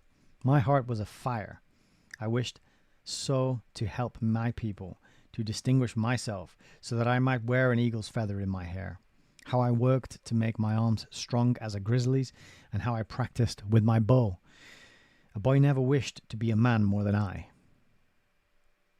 Here is an emphatic and unequivocal answer to those who would raise a barrier between youth and age. Place the child in a world of his own, and you take from him the most powerful incentives to growth and achievement. Perhaps one of the greatest tragedies of contemporary society lies in the fact that the child is becoming increasingly isolated from the serious activities of adults. Well, that kind of falls in line with what I was saying, right? And I agree with that. I don't see why the children need to spend 40 hours a week hanging out with people who are exactly the same age as them. It doesn't make any sense. Unless the purpose is not to educate and help that child become a well-rounded individual who understands how the world works and can be a functioning part of a society made up of people of all different ages. Continuing. Some would say that such isolation is an inevitable corollary of the growing complexity of the social order. In my opinion, it is rather the product of a society that is moved by no great commanding ideals and is consequently victimized by the most terrible form of human madness, the struggle for private gain. The most terrible form of human madness. Not sadism, not masochism, not murderous intentionality, not rape, not sexual deviancy. The most terrible form of human madness is the struggle for private gain. How dare you want to make your little slice of reality a bit more materially comfortable? You madman or woman. As primitive peoples wisely protect their children from the dangers of actual warfare, so we guard ours from the acerbities of economic strife. Until school and society are bound together by common purposes, the program of education will lack both meaning and vitality. 4. There is the fallacy that education is some pure and mystical essence that remains unchanged from everlasting to everlasting. Now, I guess he's going to debunk this, but I would throw in here something called the trivium and the quadrivium. So the only thing you really need to learn is a system of how to learn. That's the only thing you need to get. And then you can go off and do whatever it is you want to do, whatever your soul yearns for. Maybe you're autistic, maybe you're mechanical, maybe you're litigious, maybe you are creative in the kitchen. You like color, you like sound, you like gardening, plants, animals, you like architecture, I don't know, whatever. But you just need to be equipped with and empowered with a system for learning, and then you get to go out into the world and apply that to learn whatever it is that you figure out that you need to learn. That's all. That's all education needs to be, and that is the trivium and the quadrivium. Trivium first, that's the 3. Quadrivium is the 4.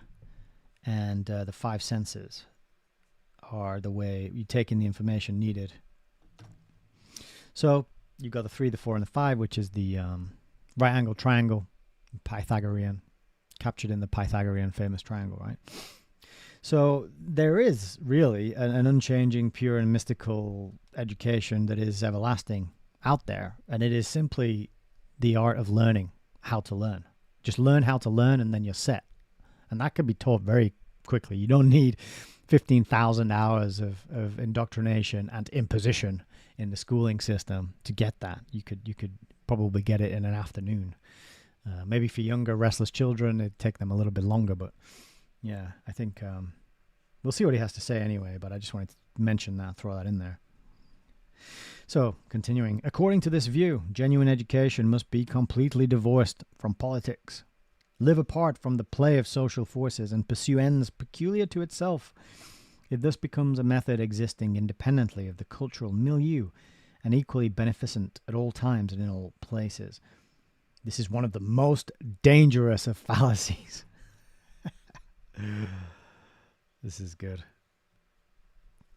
and is responsible for many sins committed in different countries by American educators traveling abroad. They have carried the same brand of education to backward and advanced races, to peoples living under relatively static conditions, and to peoples passing through periods of rapid and fundamental transition. They have called it education with a capital E, whereas in fact it has been American education with a capital A and a small e. Any defensible educational program must be adjusted to a particular time and place, and the degree and nature of the imposition must vary with the social situation. Under ordinary conditions. So that's setting you up really to make people extremely, what's the word? Moldable. Got a lot of daylight coming in that's making my face shine. Maybe I don't need that on anymore. Yeah, if your education is going to change with the times, it sets the scene for this continuously tweaked, updated, altered way, right? Which suits the social engineers and the planners and the businessmen, the big boys at the top, who have this long-ranging, long-term goal for society. Because with each change, with each step forward, it's a new context now. We need a new education, right? And you can see this because they update the textbooks so frequently and they roll out updated curricula so frequently. And really, there's nothing that stands the test of time anymore. And they'll give you information all the time that contradicts the previous facts that you had, right? So eggs are good for you, and now they're bad for you, and now they're good for you again. Saturated fat's good for you, and now it's bad for you, and now it's good for you again. And always, with every new intake, they're updating and adapting and changing things. They're contradicting things that used to be accepted and established, and it creates this uncertain. What's a good word for it? I'm really struggling today to find the words that I want to use. It creates this shifting, changing, temporary, unstable type of environment where people can't really get a solid foundation, ironically enough, to stand on to live their lives.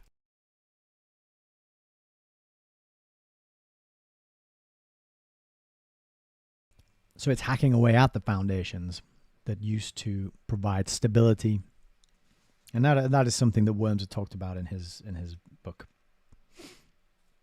The foundations actually replace the old foundations with new, ever-shifting, changing, adapting, updating foundations. And that was described in the Carnegie for International Peace document we looked at the very beginning. It talked about how these foundations, they're always adjusting course, they're always changing their strategic objectives, because their purpose is to last and continue on into the future, where some of our other institutions, I think, are going to be undergoing a controlled demolition. As they did with the on November the 9th, 2001, and as they have done with other events in various places and times. The foundations, the ones that survive, the ones that persevere, are the ones that can adapt and change and rebrand and update very quickly and efficiently in accordance with the times. So what he's saying here is that a defensible educational program must do that.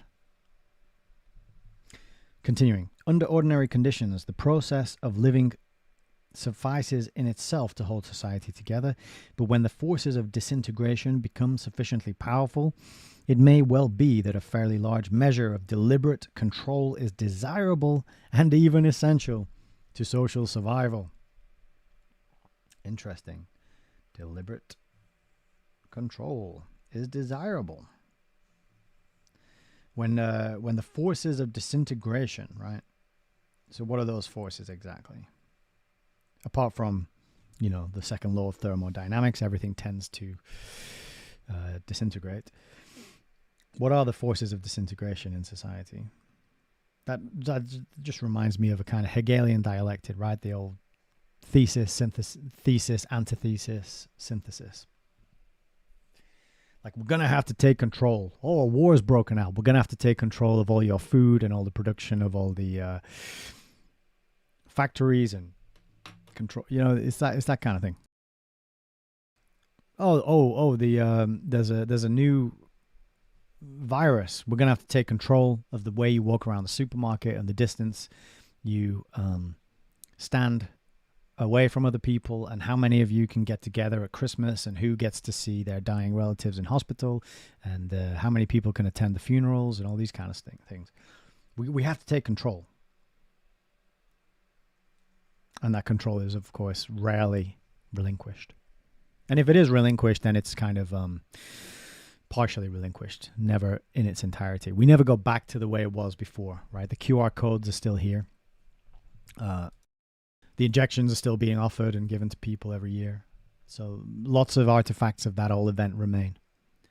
As with November the 9th over in America, you've still got a lot of the measures that were put in place then. Airport security is a good example. Okay, this is number 5. There is a fallacy that the school should be impartial in its emphases, that no bias should be given instruction. We've already observed how the individual is inevitably molded by the culture into which he is born. In the case of the school, a similar process operates and presumably is subject to a degree of conscious direction. My thesis is that complete impartiality is utterly impossible, that the school must shape attitudes, develop tastes, and even impose ideas. Now, I do think there is probably some merit to impartiality being impossible. I tend to agree with that. But that doesn't mean that you then say, well, just because if impartiality is impossible, let's just give them some, let's just give them their ideas, right? You present both sides. You teach people to make up their own minds. You don't just say impartiality is impossible, therefore we'll just give them some indoctrination according to our own preferred outlook and bias. That's where you bring in the trivium and the quadrivium, and you say, look, impartiality is very difficult. It's very hard to be impartial. Here are all the reasons why. Here are all the logical fallacies that you're going to encounter, and you're probably going to use yourself, and you need to try and iron those out and resolve those contradictions using this methodology. Okay? Not what he says here. Impose the ideas, shape the attitudes, develop the tastes. What's that famous quote about? You don't change the product, you change the consumer.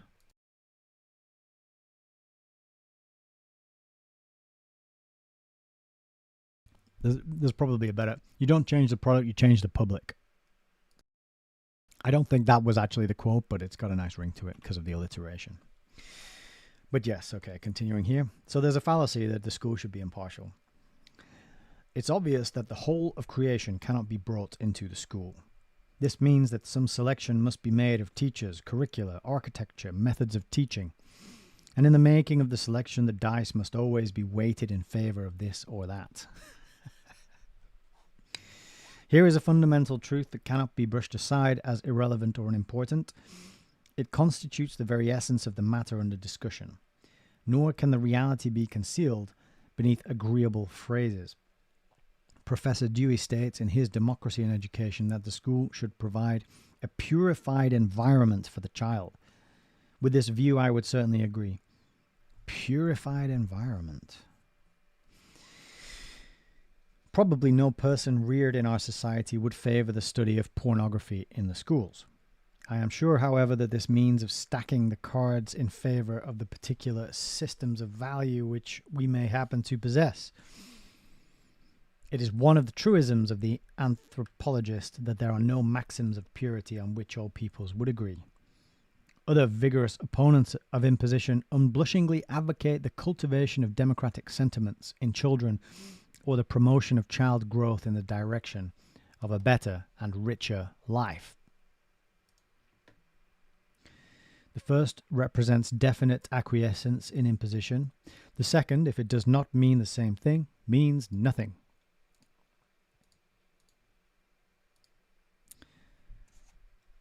I believe firmly that democratic sentiments should be cultivated and that a better and richer life should be the outcome of education, but in neither case would I place responsibility on either God or the order of nature.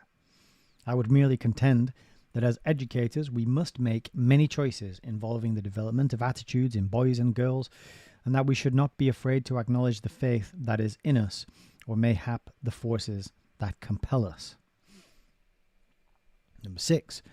There is the fallacy that the great object of education is to produce the college professor, that is, the individual who adopts an agnostic attitude towards every important social issue, who can balance the pros against the cons with the skill of a juggler, who sees all sides of every question and never commits himself to any, who delays action until all the facts are in, who knows that all the facts will never come in, who consequently holds his judgment in a state of indefinite suspension, and who before the approach of middle age sees his powers of action atrophy and his social sympathies decay.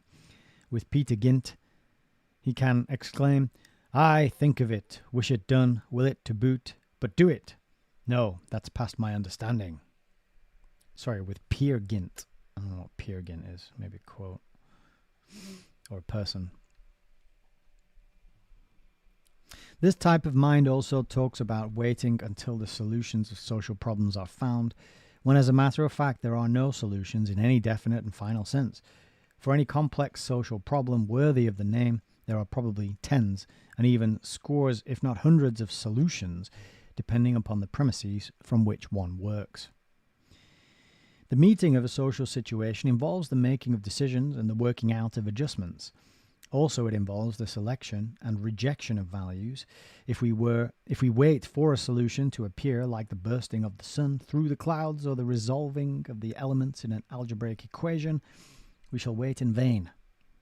Although college professors, if not too numerous, perform a valuable social function, society requires great numbers of persons who, while capable of gathering and digesting facts, are at the same time able to think in terms of life, make decisions, and act. From such persons will come our real social leaders. 7. There is the closely related fallacy that education is primarily intellectualistic in its processes and goals. Quite as important is that ideal factor in culture which gives meaning, direction, and significance to life. I refer to the element of faith or purpose which lifts man out of himself and above the level of his more narrow personal interests.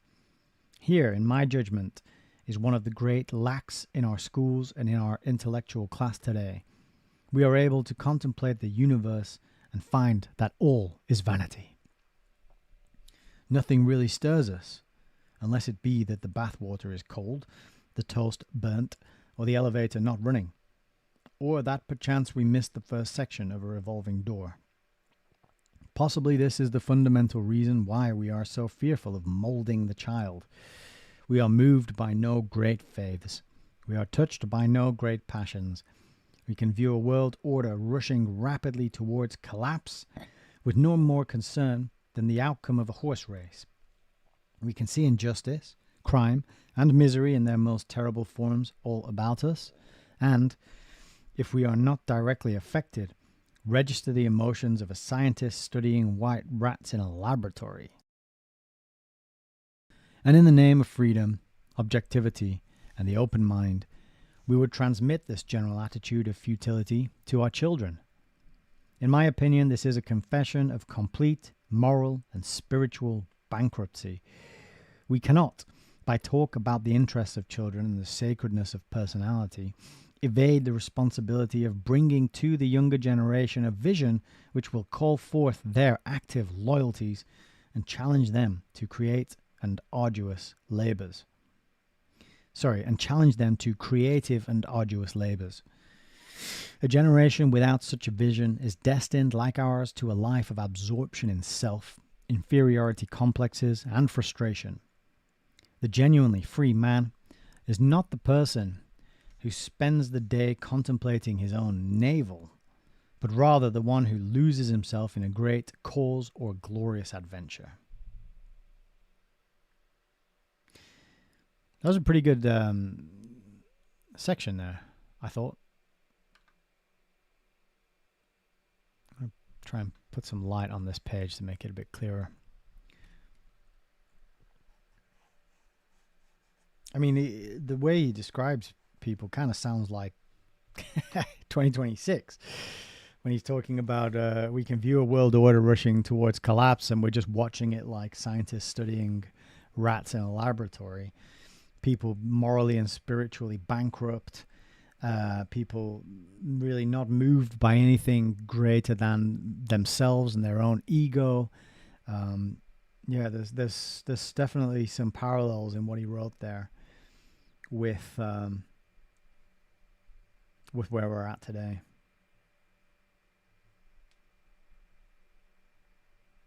Great cause or glorious adventure. However, this was written in the 30s, wasn't it?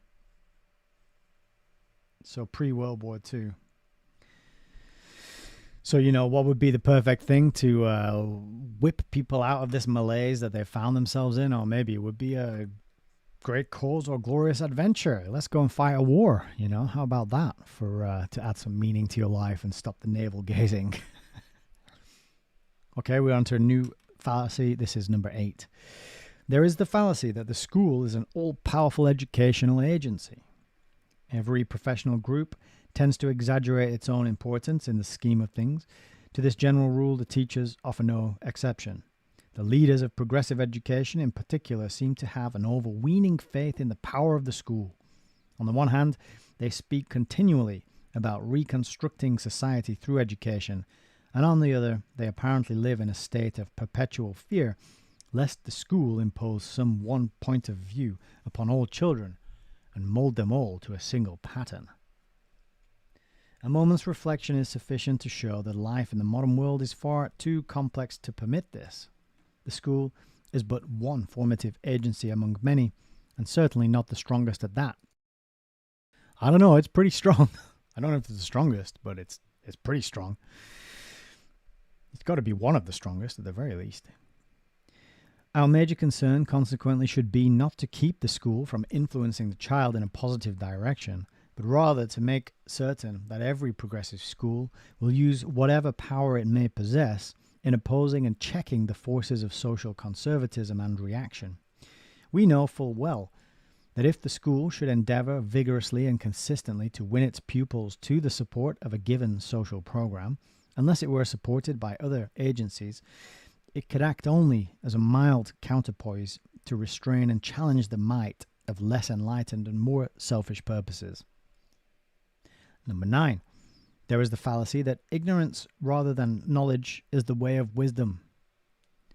Many who would agree that imposition of some kind is inevitable seem to feel that there is something essentially profane in any effort to understand, plan, and control the process. They will admit that the child is molded by his environment, and then presumably contend that in the fashioning of this environment, we should close our eyes to the consequences of our acts, or at least should not endeavor to control our acts in the light of definite knowledge of their consequences. To do the latter would involve an effort to influence deliberately the growth of the child in a particular direction, to cause him to form this habit rather than that, to develop one taste rather than another, to be sensitive to a given ideal rather than its rival. But this would be a violation of the rights of the child and therefore evil. Apparently his rights can be protected only if our influence upon him is thoroughly concealed under a heavy veil of ignorance. If the school can do no better than this, it has no reason for existence. If it is to be merely an arena for the blind play of psychological forces, it might better close its doors. Here is the doctrine of laissez-faire, driven from the field of social and political theory, seeking refuge in the domain of pedagogy. Progressive education wishes to build a new world, but refuses to be held accountable for the kind of world it wants to build. In my judgment, the school should know what it is doing, insofar as this is humanly possible, and accept full responsibility for its acts. 10. Finally, there is the fallacy that in a dynamic society like ours, the major responsibility of education is to prepare the individual to adjust himself to social change. The argument in support of this view is fairly cogent. The world is changing with great rapidity. The rate of change is being accelerated constantly. The future is full of uncertainty. So, it's so, it could be a 2026 Carnegie Endowment publication, this. Because it's the same messaging every time. Everything's changing. Everything's uncertain. You got to adapt. Don't be left behind. Keep up. Move on to the next thing. Forget the old stuff. The old ways are no good. The old ways are ineffective and not appropriate for the modern world. It's the same messaging 100 years ago. Consequently, the individual who is to live and thrive in this world must possess an agile mind. I'm just laughing because agile is the corporate buzzword that is in use today. Oh, we have to be agile. Agile ways of working and agile planning and agile project management. And there's courses and qualifications all based around learning this skill and managing things, managing corporations and teams and organizations through agile ways of working, right? So it just makes me laugh that in 100 years, very little has changed. So much has changed, but a lot of things have not, right? So if you're going to thrive, you've got to have an agile mind. The individual who is to live and thrive in this world must possess an agile mind, be bound by no deep loyalties, hold all conclusions and values tentatively, and be ready on a moment's notice to make even fundamental shifts in outlook and philosophy. That is a real key quote there, I would say. So basically, you got to be relativistic. Nothing objective, nothing solid, nothing sacred. Don't hold on to any of your beliefs or faiths or practices or cultural traditions or behaviors or values. You have to be prepared to adapt and change at a moment's notice as the plan, as the system dictates and requires you to do so, okay? So continuing, he says, like a lumberjack riding a raft of logs through the rapids, you must be able with lightning speed to jump from one insecure foundation to another.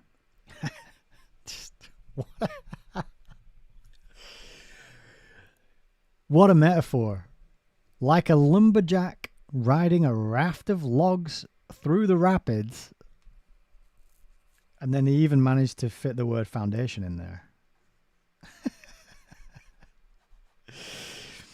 So you got to jump from one insecure foundation to another, right? Jump to the next thing and the next thing and the next thing and the next thing. And of course, all these jumps, all these next shifts, all these next steps, all the insecurity of the current foundation and situation, all of that is manufactured and planned and scientifically orchestrated to move you on to the next thing every time. So that's basically exactly what he's saying. It's like his earlier point. It's an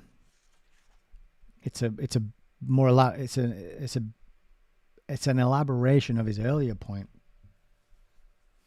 which is that you got to be adjusted to a particular time and place. Now it's like you got to be ready to jump tomorrow as soon as we tell you to jump. As soon as the situation, the time and the place dictates you to abandon something and move on to the next thing, you got to be able to do it. Education's got to make you do it, right? So you got to jump from one insecure foundation to another, if he is not to be overwhelmed by the onward surge of the cultural stream. So the onward surge of the cultural stream, the question is, what is that and where's that coming from? Social engineering, isn't it?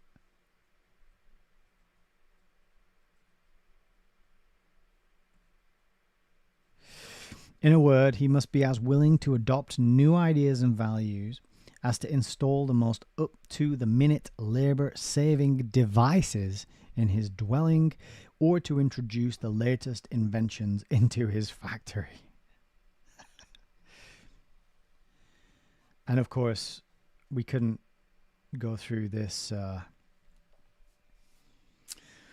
this incredibly powerful and appropriate metaphor without a little nod to Monty Python and the Lumberjack song, which maybe we'll play on the way out of today's live stream. If you never heard it, you're in for a treat. We might get us a copyright strike, though. I don't know if I can risk it. We'll see. So yeah, you gotta adopt new ideas and get the most up-to-the-minute labor-saving devices and the latest inventions.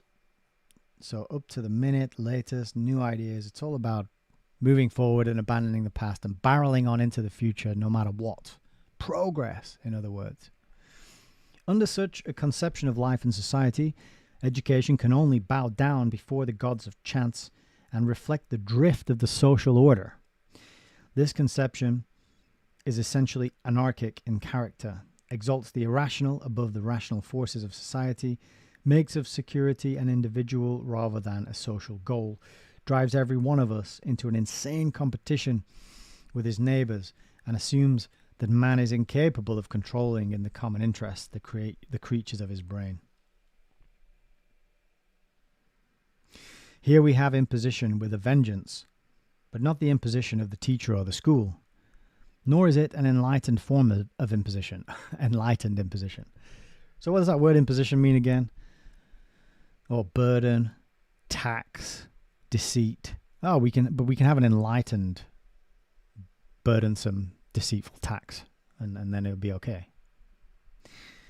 Rather, is it the imposition of the chaos and cruelty and ugliness produced by the brutish struggle for existence and advantage. Yes, that's taken from. Is that from Hobbes? Is it from Hobbes or Malthus? Life is something brutish and short. Who gave us that quote? I'm gonna look it up now.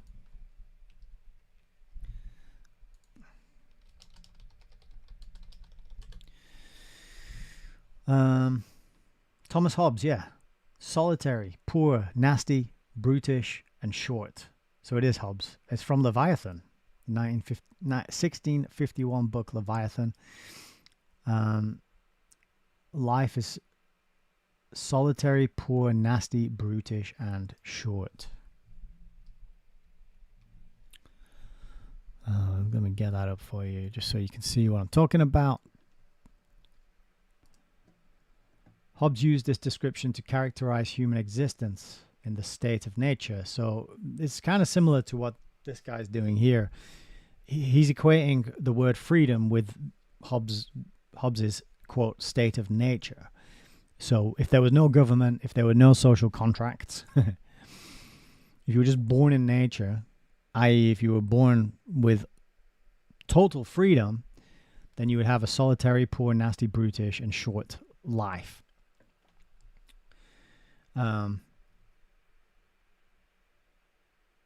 He argued, so this is Hobbes, he argued that without a sovereign authority to enforce laws and provide security, human life would be constant war. I mean, the existence of a sovereign authority enforcing laws and providing security is the reason we have constant war. There would be no society or industry, and there would be fear and violence. Well, we already have fear and violence. We have constant war. We have fear and violence. There's not much of a society because everyone's just wrapped up in their little glowing rectangles, and people don't know their neighbors. And there's no industry because it's all been offshore to China. So Hobbes was very, very, very wrong. But that is a little nod there, a little reference to Hobbes, isn't it? We'll finish this section now. Far more terrifying than any indoctrination in which the school might indulge is the prospect of our becoming completely victimized and molded by the mechanics of industrialism. The control of the machine requires a society which is dominated less by the ideal of individual advancement and more by certain far-reaching purposes and plans for social construction. In such a society, instead of the nimble mind responsive to every eddy in the social current, a firmer and more steadfast mentality would be preferable.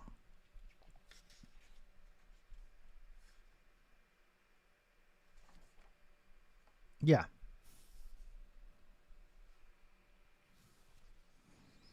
So it's interesting, isn't it? He's kind of this whole lumberjack thing that he was saying there, that he wasn't articulating that as his view, but he was saying this was a cogent argument in favor of the school, a cogent argument and explanation of the purpose of education, right, is to create this kind of log hopping lumberjack who needs to adopt technology and be adaptive to whatever happens. And he's saying that's a cogent view, but he's saying that there also needs to be some sort of steadfast and firm mentality, some kind of firm and steadfast mentality. And I'm guessing that's going to be the socialism, the communitarianism, the collectivism that he'll probably suggest or recommend later in the booklet. But for now, I think we're going to end there because my throat's getting really tired. And the next section is quite a few pages long, and I don't want to tackle it with when my neck is getting my voice is getting a bit raspy.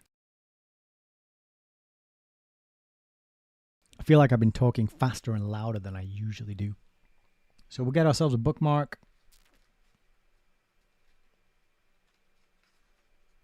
And we will mark that as page 27 of Dare the School Build a New Social Order. And the whole thing is only 56 pages, so we did half of it there. We could probably do the next half on the next live stream. Some of the other pamphlets that are part of this series, you can see here we've got Rebecca West. We got Stuart Chase, who we have learned a bit about from Wormser. Stuart Chase did this book, which is, let's see, The Road We Are Traveling, Fellow Travelers. Guidelines to America's Future, as reported to the 20th Century Fund. That's in 1942. 1942 publication there, Stuart Chase. This is all sort of propaganda, left-leaning, leftist, collectivist, communitarianism, communism, socialism type stuff. Really supported by the foundations and the Fabian Society, and how that was brought in to destabilize and infiltrate and really set up a antithesis to the thesis of the conservative sort of Christian capitalist values of early 19th century America. And so you can see on this list of pamphlets that they're putting out, you've got Stuart Chase, then you've got Stalin, Joseph Stalin. So they're publishing Stalin's pamphlet, The New Russian Policy. Walter Lippmann, Notes on the Crisis. Charles Beard, The Myth of Rugged American Individualism. So they're, again, attacking individualism. Let's see who else we got. George Counts again. Oh, that's the one we're reading here. And I don't know any of the other names there. I don't recognize them. But you know you're in good company when you're on a back page with Stalin and Lippmann, right? And Stuart Chase and Charles Beard. So there you go. That's the first half of Dare the School Build a New Social Order. And I apologize that we didn't get round to reading anything from Foundations, but it's nice to have a little break, a little detour, and to look at some other documents and supporting information, right? The document that we went through at the very start of the live stream today is available online. So you can get that. Where did I get it from? I don't have the link in front of me right now, I'm afraid. But I'm sure if you search the British Academy and you go for Global Disorder, International Philanthropy, and Global Disorder, if you wanted to grab a copy of that, I'll stick it in the chat now. There's a title for you. And you can get yourself print it out, read it, pass it around. But just an amazing bit of continuity, I thought, between, you know, the content between Foundations, Wilms's book written in the 50s, and then a report from this year in 2026, trying to run cover for the criticism and the critique that has been leveled at these organizations for decades and decades, right? Because if you remember, he was saying, oh, this has only surfaced in the last 10 years. These foundations have been coming under scrutiny. Trying to set the scene, trying to control the consensus, and trying to associate the criticisms of private philanthropic foundations with the delusions of the conspiracy theory, social media crowd, right? So quite clever. Two interesting studies today, equally important pieces of propaganda, but also revelatory. You can still see the true values and intentions coming through of these organizations. And so I thought today was an incredibly worthwhile and valuable study. I hope you thought so too. I'm going to have a quick look at the chats, and we got someone going in. We got some on YouTube. Justin saying predetermined decisions. That's what education's all about. Yeah, they want you to come to predetermined conclusions, and which makes predetermined decisions. And schooling is just so obviously a preparation for a 9-to-5 job. I mean, it's the same working week structure, 9 to 5, Monday to Friday, with an hour or half an hour for lunch, and you listen to the person at the front of the room, the authority figure, who would be the boss in the workplace, and you just do what they say, and you don't ask too many questions, and you don't get let into the higher strategies of the organization or the goals that it has at those higher levels. And if they do give you that, it's a kind of corporate, whitewashed, PR approved marketing version that's usually just full of buzzwords that don't mean anything. Heidi says, what is this wizardry of words? I got here late, though. Yes, well, the wizardry of words is George Count's booklet, Dare the School, Build a New Social Order. And as you say very rightly in your next comment, no deep loyalties, put it in the hand. And Justin says, when I say jump, you say how high. Yeah, exactly. That's it. It's like, it's about making people adaptable, insecure, nothing solid to stand on, so that tyranny can be rolled out unopposed. Because if you have a strong conviction in your values, your faith, your beliefs, your culture, your heritage, your ancestry, your country, if you are deeply attached to these things and they form your identity, then you're going to defend them when they're being invaded or subverted. And that's largely gone, pretty much, from us 2026 human beings. We've had it schooled out of us. We've had it indoctrinated out of us. We have been imposed upon. We are suffering and struggling with the burden of a deceitful tax, the imposition of schooling that we've all been through pretty much. And you know, we have to slowly, gradually, little by little, one page at a time, unpick the damage that has been done and try to salvage some of our humanity, some of our critical thinking, some of our logic, some of our passion, our purpose. We have to get it back, take it back, because no one's going to give it back to us. Justin says, good work today. Thank you very much. I appreciate you hanging out. I know it's very early in the morning for you, isn't it? Franz Yuan says, thanks for another fantastic episode. You are very welcome. And Justin says, it's in the appendix. Great read with what's going in the schools. Yeah. The appendix of, is that the appendix of what? I'm not sure what you're talking about there. But yes, a great read. We'll finish the rest of this off next time, and then we'll get back into foundations, continuing with chapter 9, all about the Ford Foundation. My voice is going to give up, so I'm going to leave it there. allmylinks.com/Hayes Reviews for the ways you can support, donate, subscribe, join the Telegram chat, find my channels. And I hang out on Telegram mainly, so I'm always there pretty much every day for questions. And you can get in touch via email, nick@hayesreviews.com. I like hearing from people. I've got a couple of interviews in the pipeline. Just been struggling to find the time to sit down and record them. But I've got the next 3 planned.